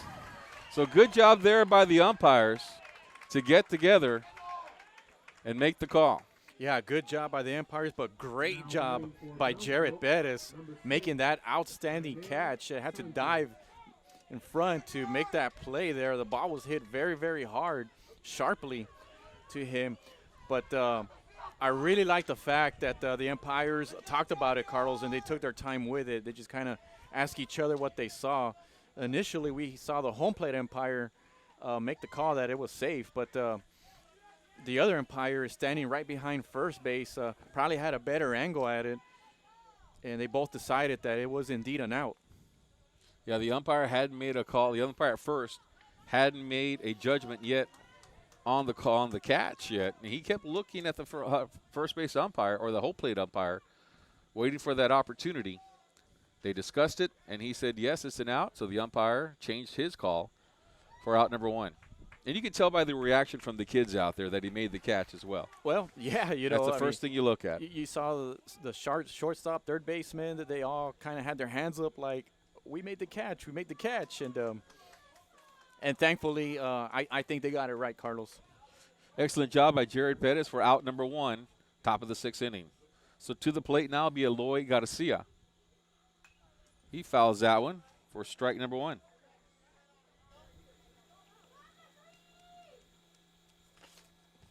Had some good action in this game, some good catches in the outfield, some good plays by the defense as well. Caleb Escamilla was a nice play last inning. Now Jared Bettis, great pitch here for strike number 2, and he's way ahead in the count. Sanchez is 0 for 2, struck out in the 2nd, fly to center in the 4th inning, and now is behind 0-2. Right down the middle, popped up, out of play. So it'll remain 0-2 here to Eloy Garcia. They've been hitting the ball. They've been putting the ball definitely in play. Have Brownsville vets. But the defense has been there for the Wildcats. And that one blows by him. For another strikeout here, that's going to be strikeout, I believe, number 3 here for Alex Solis. And his first strikeout since the 2nd inning. So great job there by Solis. Was very aggressive in those deliveries, Carlos, going after Sanchez there. Didn't give him any chance there, and Sanchez strikes out swinging. 9-hole hitter here now for the Chargers. And this is Marlon Montelongo. Struck out last time at bat, Mike? Yep. Yeah, you're right, Carlos. So, in fact, this is his 4th strikeout. You got 2 in the second inning, and then you got 1 in the 4th. So, yeah. So I take that back. It was his last strikeout since the 4th inning. Pitch low.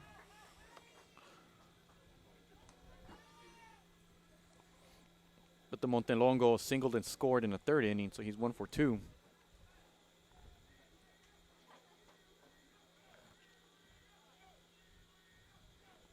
Two balls and no strikes.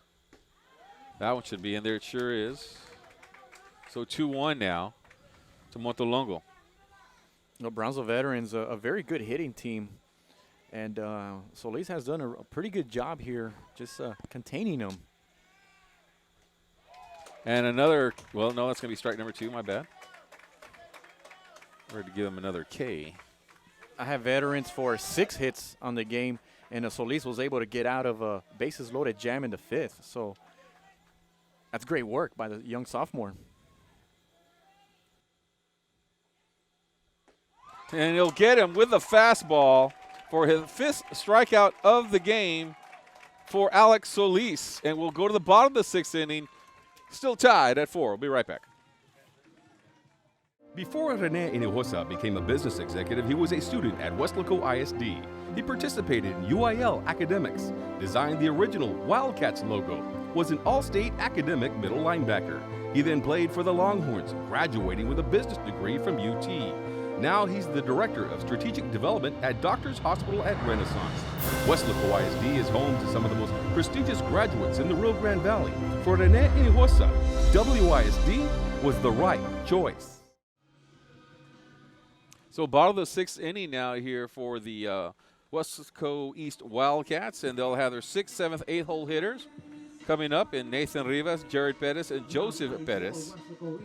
Number 16, Mike Brown. My apologies. Correction. Number 21. Okay, no, I was right. Rivas. I was right. My scorecard was right. You were right. You got Rivas, Pettis, and Pettis coming up. And so with the score tied 4-4. First pitch is a strike. Nice curveball there. You got Rivas in here who's got a home run, Mike. He's having a pretty good game here tonight. Pretty good game. 2 RBIs and hit into a 6-4-3 double play in the 3rd inning. But got the Wildcats going in the 2nd inning. In fact, gave them the lead. 1-1 is the count here to Rivas.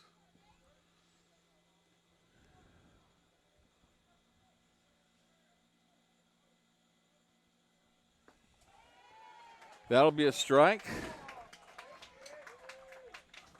A 1 ball and 2 strikes now.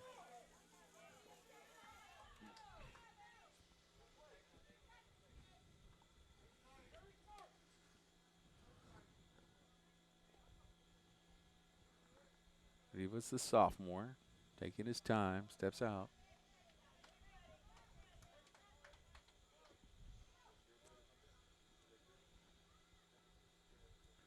High pitch there. Rivas won't go chasing.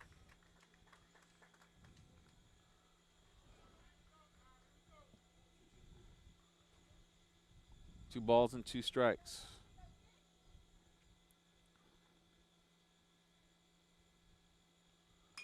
Rivas gets a hold of that one. Center fielder coming in, and he'll make the grab. So good job there by that center fielder to make that out, and that'll be out number 1. Yeah, Rivas went after that pitch there. Number 5. Wind didn't look, I don't think, played much of a factor there now that the sun has set and night has fallen. Jared Pettis now will come to the plate. Yeah, the wind didn't play much of a factor, I don't think, which helps the defense a little bit more. Was hit by a pitch last time out. 1 out in this game, in this inning, I should say. Ball high.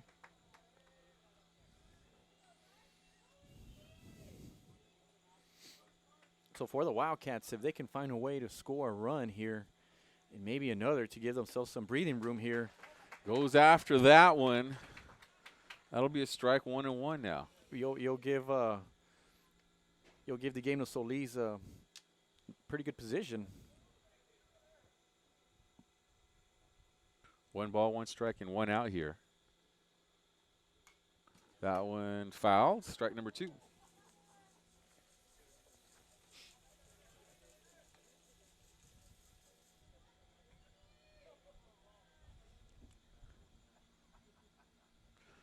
Some of us are monitoring also the draft that's going on for you Cowboy fans. It's Micah Parsons, #1 pick for the Dallas Cowboys, a linebacker from Penn State, been chosen by the Cowboys. And what's interesting, Carlos, is that Sean Lee just recently retired a few days ago. He's out of Penn State, and now they're going to bring in a new player. 2 balls and 2 strikes, yeah. And Penn State's known for their linebackers, so, and the Cowboys need help on defense. I remember LeVar Arrington had a great career with the Washington Redskins. Inside pitch, and nope, doesn't catch that corner. So we'll make the count full at 3 balls and 2 strikes. That's enough of football. We'll go back to baseball. Just needed to check in on that. Lots of stuff going on here tonight, right, Mike? Yeah, absolutely. So 3-2. This one popped up high, right behind the third baseman. Shortstop's going to come around and make that catch. We're out number 2. Yeah, you notice Carlos Garza calling everybody off. I mean, even though the ball was hit right behind third base, it was a better play for the shortstop. He had better range on it versus a third baseman where he has to kind of backpedal a little bit, and sometimes it can be a little tricky there. But Carlos Garza was able to get underneath it and get that pop-up. So that's 2 outs now here. Joseph Bettis will come to the plate now. Ran into a double play last time out.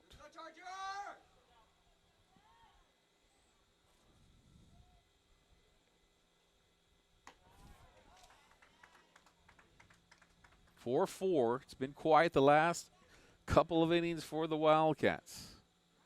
They started off with a run in the first, 2 runs in the second, and a run in the third. That's how they got their 4 runs, but the last 2 innings have been quiet. And here they are here now with 2 outs. And but 2 balls here for Joseph Bettis. Yeah, we had fireworks in the first 3 innings by both teams, and pitching and defense has been the story these last 2.5 frames, or 2 2/3. 3 balls now here, so Bettis making the pitcher work it here. And Sanchez. So with 2 outs, does Bettis get the green light on a 3-0 count? Gets the outside corner.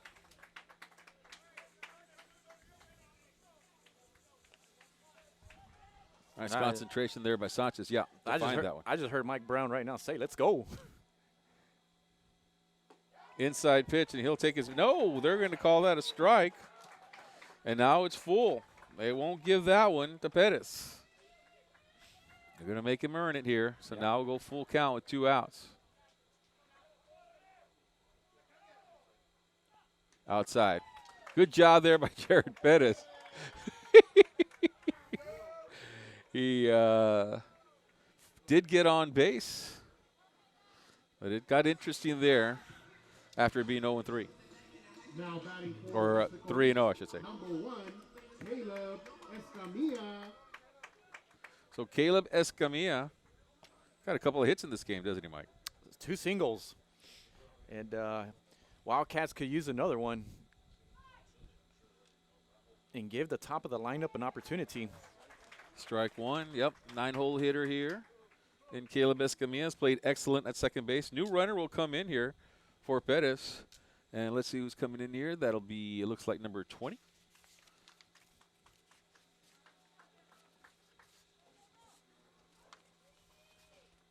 Courtesy runner is Gabriel Villarreal.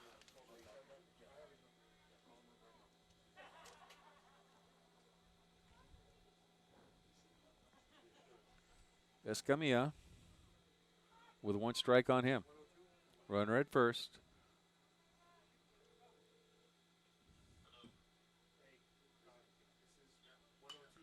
And that'll be going foul.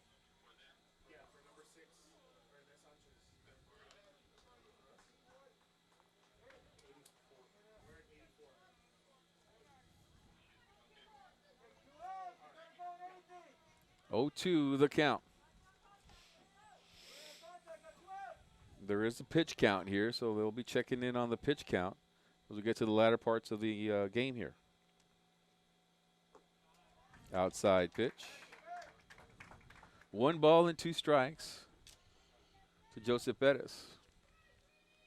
I'm sorry, Caleb Escamilla. Joseph Perez walked the last at bat.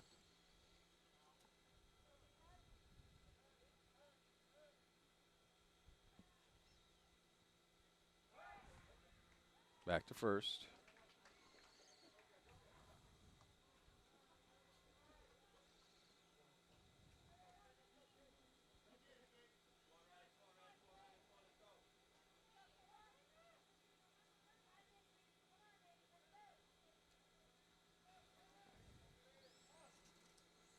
Escamilla waiting for the pitch here. Outside, and no.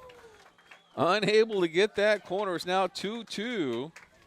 Catcher tried to frame it there, and that was really close, Mike. It could have gone either way. Yeah, you saw Caleb kind of look at it and kind of hesitate a little bit, and a great job taking that pitch. And hey, with the pitch count, they're making him work. They're making him work. Making him work up that pitch count as well.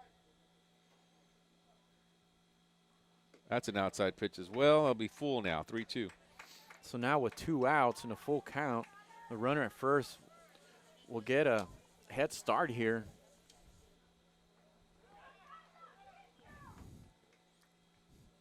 So what that means, Carlos, is with a courtesy runner, you got some speed. If Escamilla can get a hold of one in the gap, either to right center or left center, might have an opportunity to score.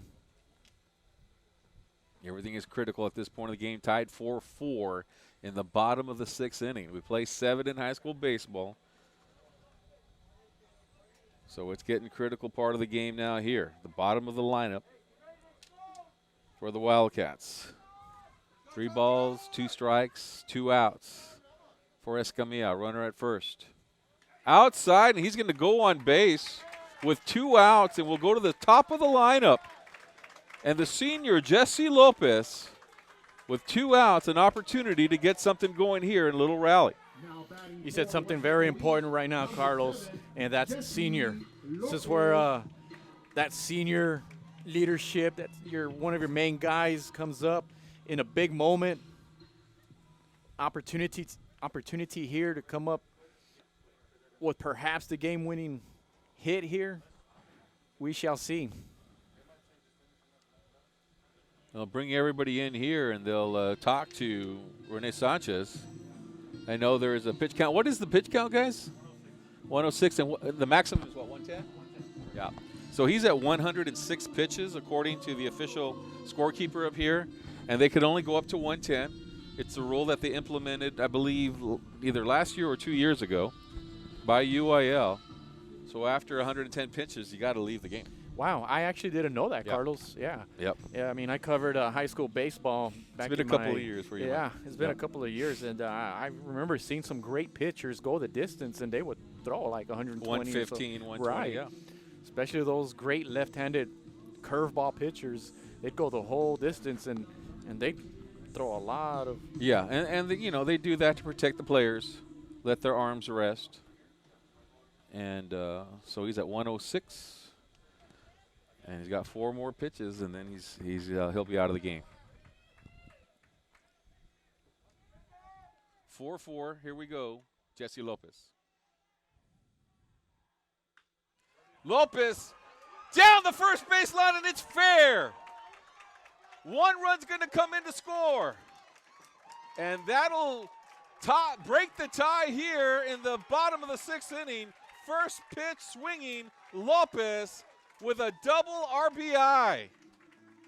What did Coach Brown say earlier in the day, Carlos? Jesse Lopez is very aggressive.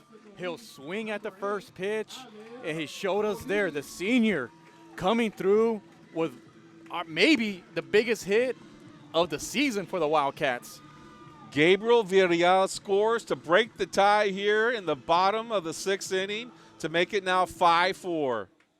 Still got Alex Solis now to the plate, and a new pitcher is going to come in, and he's going to get a big hand, though, for the Chargers in Rene Sanchez, and a good game for him. He ends up with 107 pitches, and he did a good job tonight for the Chargers. Yeah, he did, and you see his teammates come out to congratulate him.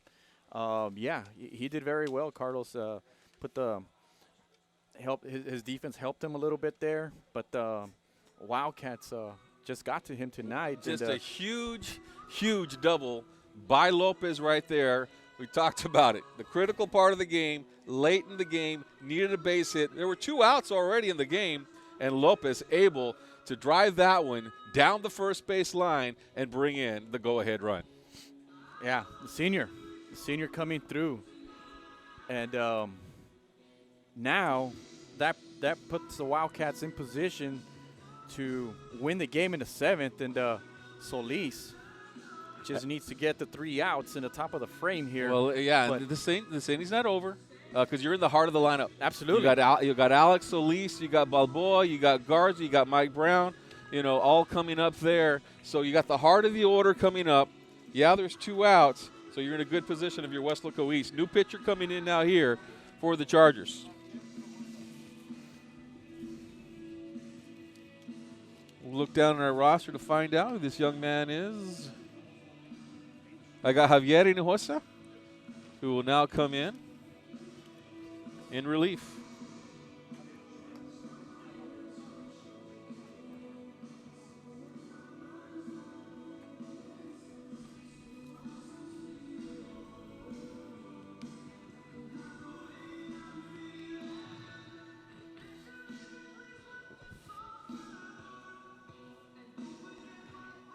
For Wildcats, Jesse Lopez just brought in the go-ahead run just a few minutes ago. In case you're just tuning in, the bottom of the 6th inning here.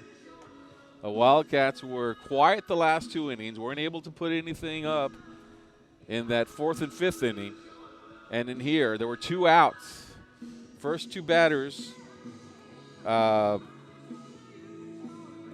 hit the ball, but they hit it directly to the outfield and to the shortstop. And then a walk, and then another walk, Mike, and then the RBI. Yeah, and the book on Rene Sanchez is 5 2/3 innings, gave up 7 hits, had a strikeout, and he is responsible for the runners at 2nd and 3rd right now.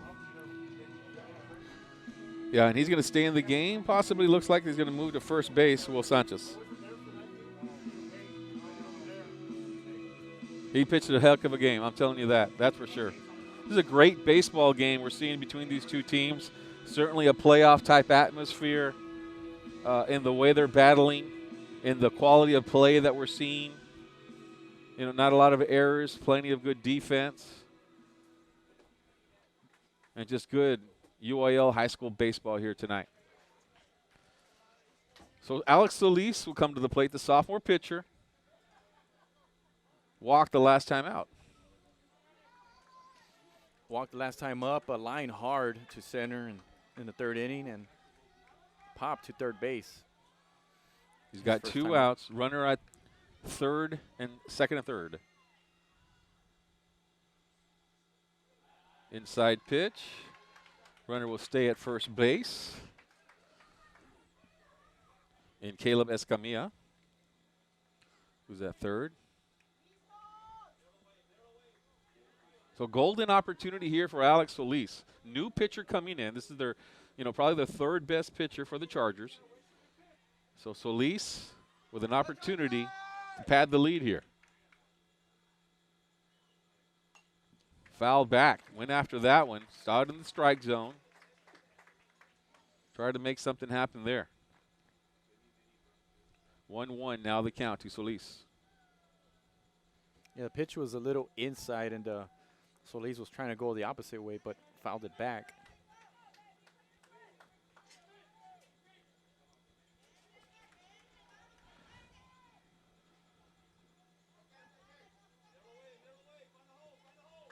One is the count here.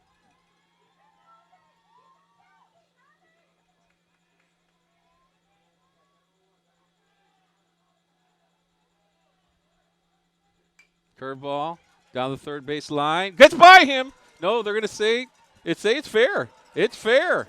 It's fair, but you got a man in a rundown. He's going to come home. And now we got, they're going to get him out home. Some poor base running right there as the ball was fair. And they get caught up in a rundown, and that'll end the inning.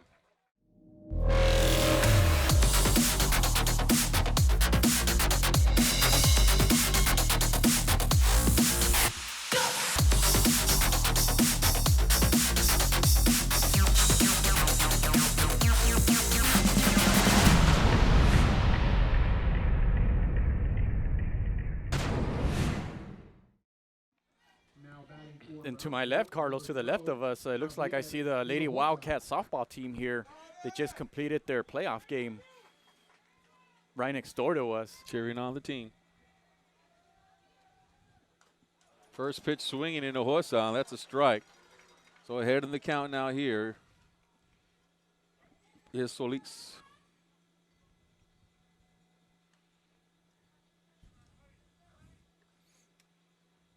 Solis has only given up one hit since the third inning and got out of that bases loaded jam in the fifth.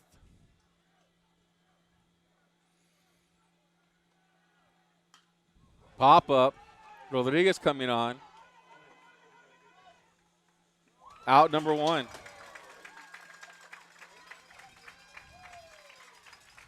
Jacob Rodriguez has been golden in right field tonight. Yeah, he's come up with some big plays out in right field there. And you saw him calling the center fielder off there. And that ball hung up there a very long time. It kind of felt like a punt in football when you see the punter kick the ball and it just stays up there for about 4 or 5 seconds. But a great play there. Brandon Bendecourt now to the plate with one out. Bencourt also grounded to shortstop in his last at bat. Also was hit by a pitch and scored in the third inning. First pitch ball. Has actually scored twice, doubled and scored in the first inning. It was the first run of the game to put the Chargers up ahead.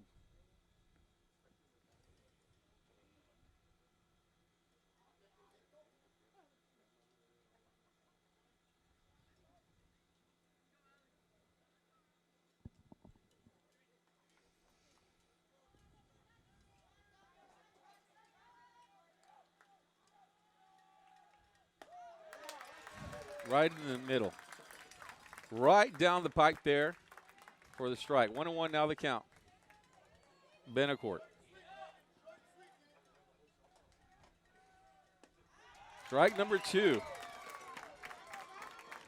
1 ball and 2 strikes on Bendecourt. 2-hole hitter for Brownsville veterans. Solis bringing the heat here with a 1-run lead. No call time.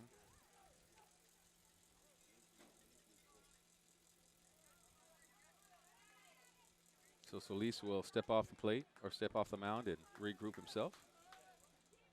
You talk about Solis coming with the heater. Let's see if he goes back to it again. Shot. Lopez picks it up. And they're going to say he's safe at first with a hustle play by Bendecourt. Slides head first and able to sneak in there. That was deep in the hole for Lopez. And with the speed, Bendecourt is on at first. Yeah, he went head first there, trying to grab that first base bag and to beat out the throw there. Coaches normally preach for you to not dive to first base.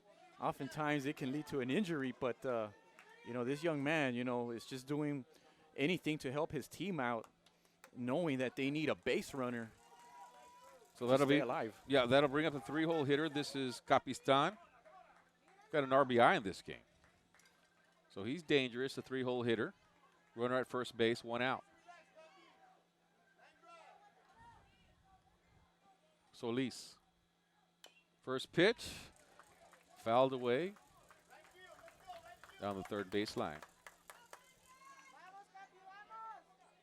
He singled in his last at bat and was stranded in third base. When Solis got out of that bases loaded jam, Capistran was at third.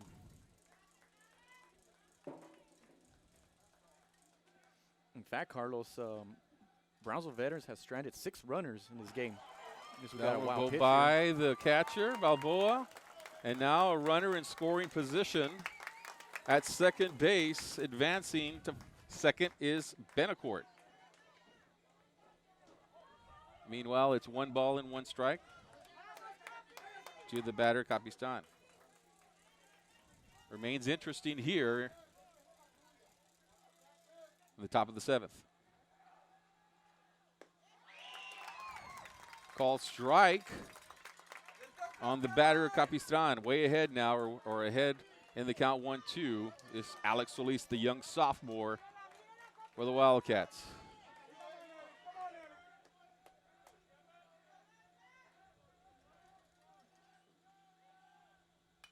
Foul back. That one was right down the middle. He had to go after that one, but couldn't catch up to it for foul. Yeah, 1-2. Capistrán took a good cut there. Barely stay alive. That was a high fastball, but made enough contact to foul it off and stay alive.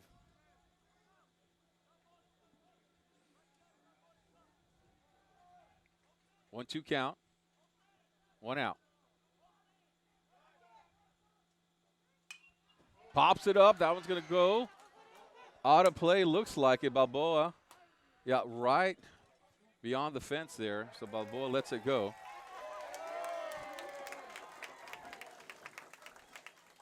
Still 1 ball and 2 strikes to the batter, Capistrán. Yeah, I think a fan made a nice play or a nice catch out there. Everybody giving him a round of applause. Sure does sound like it after the bounce. They've had fun here tonight. Certainly have the fans and seen a great game between these 2 high schools. Capistrán can hit the ball. He's a 3-hole hitter now. Solis is battling with him. 1-2, the count, 1 out.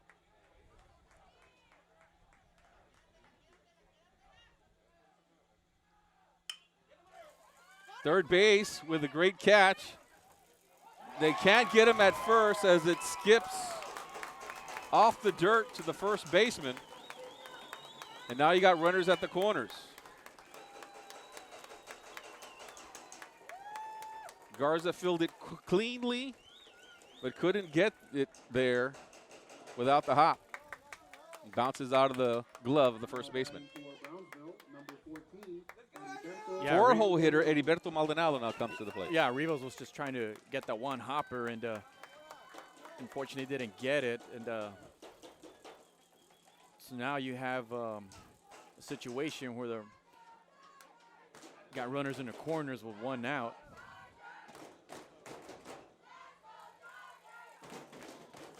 So at the plate, Heriberto Maldonado. He's 1 for 2 in this game, lined hard to right. They got an RBI single in the 3rd and a drill walk in the 5th inning. A lot of drama here at Weslaco East High School. That one fouled out of play.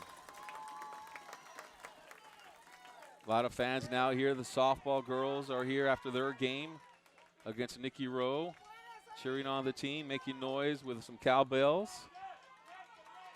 And you also have the Brownsville Veterans fans making a lot of noise. So good atmosphere in this 1-run game. Strike number 2. 2 foul tips by Maldonado as he goes after both pitches.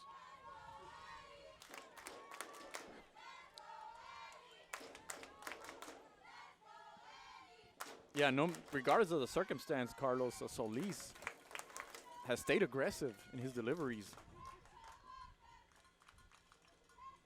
Balboa came up a little shaken up, trying to stretch out his arm a little bit, or his shoulder. And trainer Javier Banuelos will come out here, see if he's needed. They're going to say he's all right. A longtime trainer, Jaime Banuelos, he's been here at Weslaco East for many, many years. So the Chargers have put the ball in play with the last 2 batters to the infield. The Wildcats have been unable to get the out, and also good hustling by the Chargers. So they'll try it again here on an 0-2 count. Runner at third base, so they got to be careful. Inside, just gets away from Solis. Maldonado able to duck away. I was nervous that he got hit there, Carlos. Yeah, one ball and 2 strikes. Yeah, that was an up into a very location you don't want to get hit either, upper body. So 1 ball and 2 strikes here, 1 out.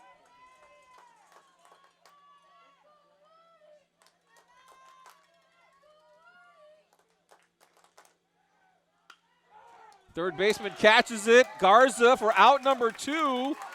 So what a catch by Garza at third base to catch the line drive. Spectacular play there by Garza.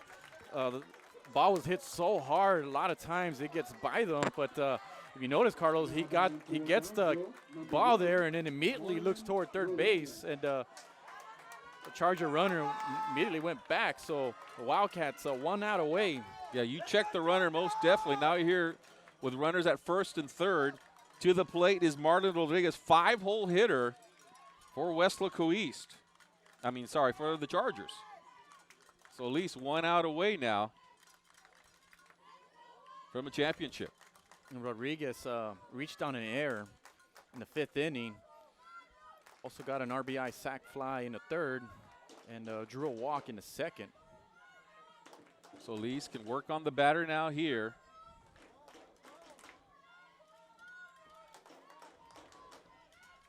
As the defense is being set up by Tonio Balboa a little bit. Wildcats trying to clinch their first ever district championship.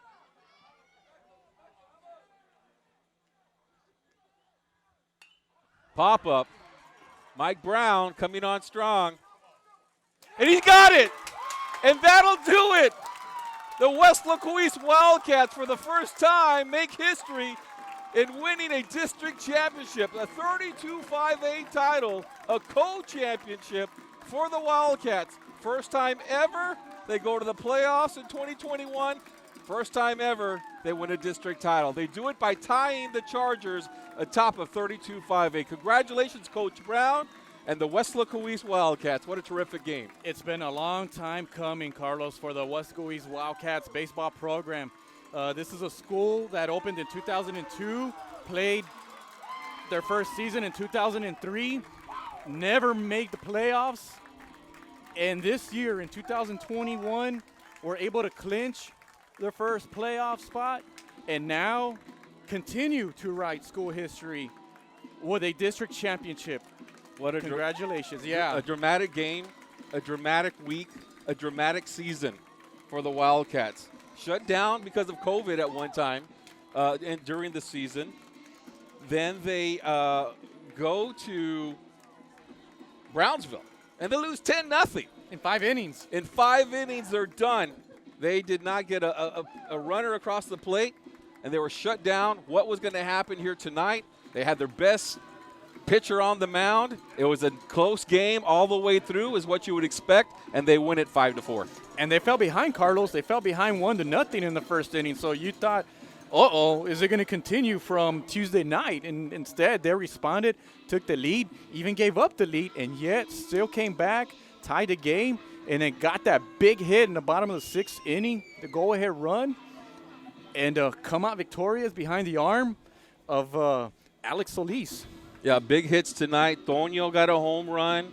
We also had Nate Rivas with a home run as well. Mike Brown had an RBI, and Jesse Lopez had an RBI. And the team just got it done. They got it done with their bats, and the defense were there. And Alex Solis, what can you say about him? How you doing, Ryan? And what he did on the mound. Pitching a complete game, going all 7 innings against a dangerous Brownsville Veterans lineup that came into this game with about a .350 batting average. and yet this young man, only a sophomore, coming up with perhaps the biggest win in school history.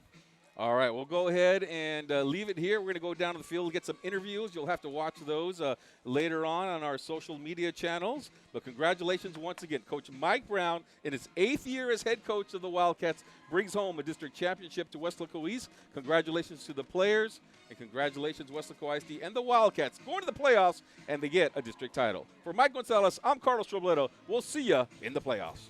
We are here on the field where the Weslaco East Wildcats have just won their first ever district title. It's a co-district championship. They'll be sharing it with Brownsville veterans, and they're off to the playoffs. First time in school history, Coach. How does it feel? Oh, it feels great. I mean, we've worked for a long time to build up for this, and man, our kids played great all year, and they've been phenomenal, and it feels awesome. We made history at this school today.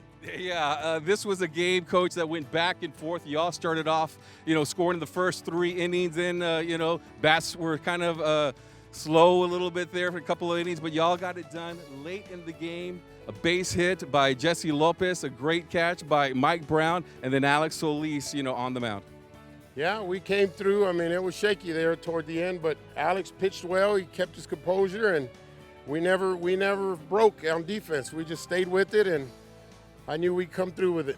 How did y'all come back? Because y'all played against the same team Tuesday night, and y'all lost 10-0 in 5 innings. Y'all had to bounce back right away on a Thursday night. How'd you guys do that? Well, I mean, we got them mentally prepared yesterday, and we came ready to go. And it's like, Coach Castanel always says, it's hard to beat a team twice, and especially when you got to get on the road. And, I felt we could just come in and keep staying in the game, and we can pull it off. You feel good going to the playoffs now? Oh, yes, I do. Here we are, Coach Mike Brown, district champions, going to the playoffs. Congratulations, Coach. It came together, obviously. We had that grounder at third. He messed up, brought it back. He saved me. I guarantee you how he saved me. That's what got everyone hyped up on that field to get me that third out, get Mikey that catch. That's what I think it was. You also got a couple of home runs here in this game to help you out, jumped out. Yes, sir. Everyone came through. Tony Balboa, like always, hitting home runs. Nate came through finally. 225 benching. Here he goes. There you go. Attaboy, Nate. And you got to give them a lot of credit because they're a good team. Yes, sir. They put the ball in play. That's the only team to ever do that. Guarantee it. All right, you ready for a nice run in the playoffs? Yes, sir. Trying to take it home all the way. Now you just gotta like move on, like have a short-term memory, and that's what we do. We forget about the little things and we move on and make the next play. You're a junior on this team. Y'all have a very young team. You guys, a bunch of sophomores, yourself as well, coming back for next year. But you guys want to make a run here in the playoffs? Yeah, we do. It's gonna be the first time, so we're excited. How does it feel to be district champs?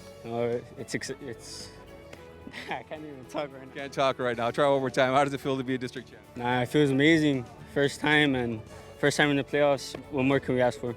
Made history. Yes, sir. Congratulations. Thank you.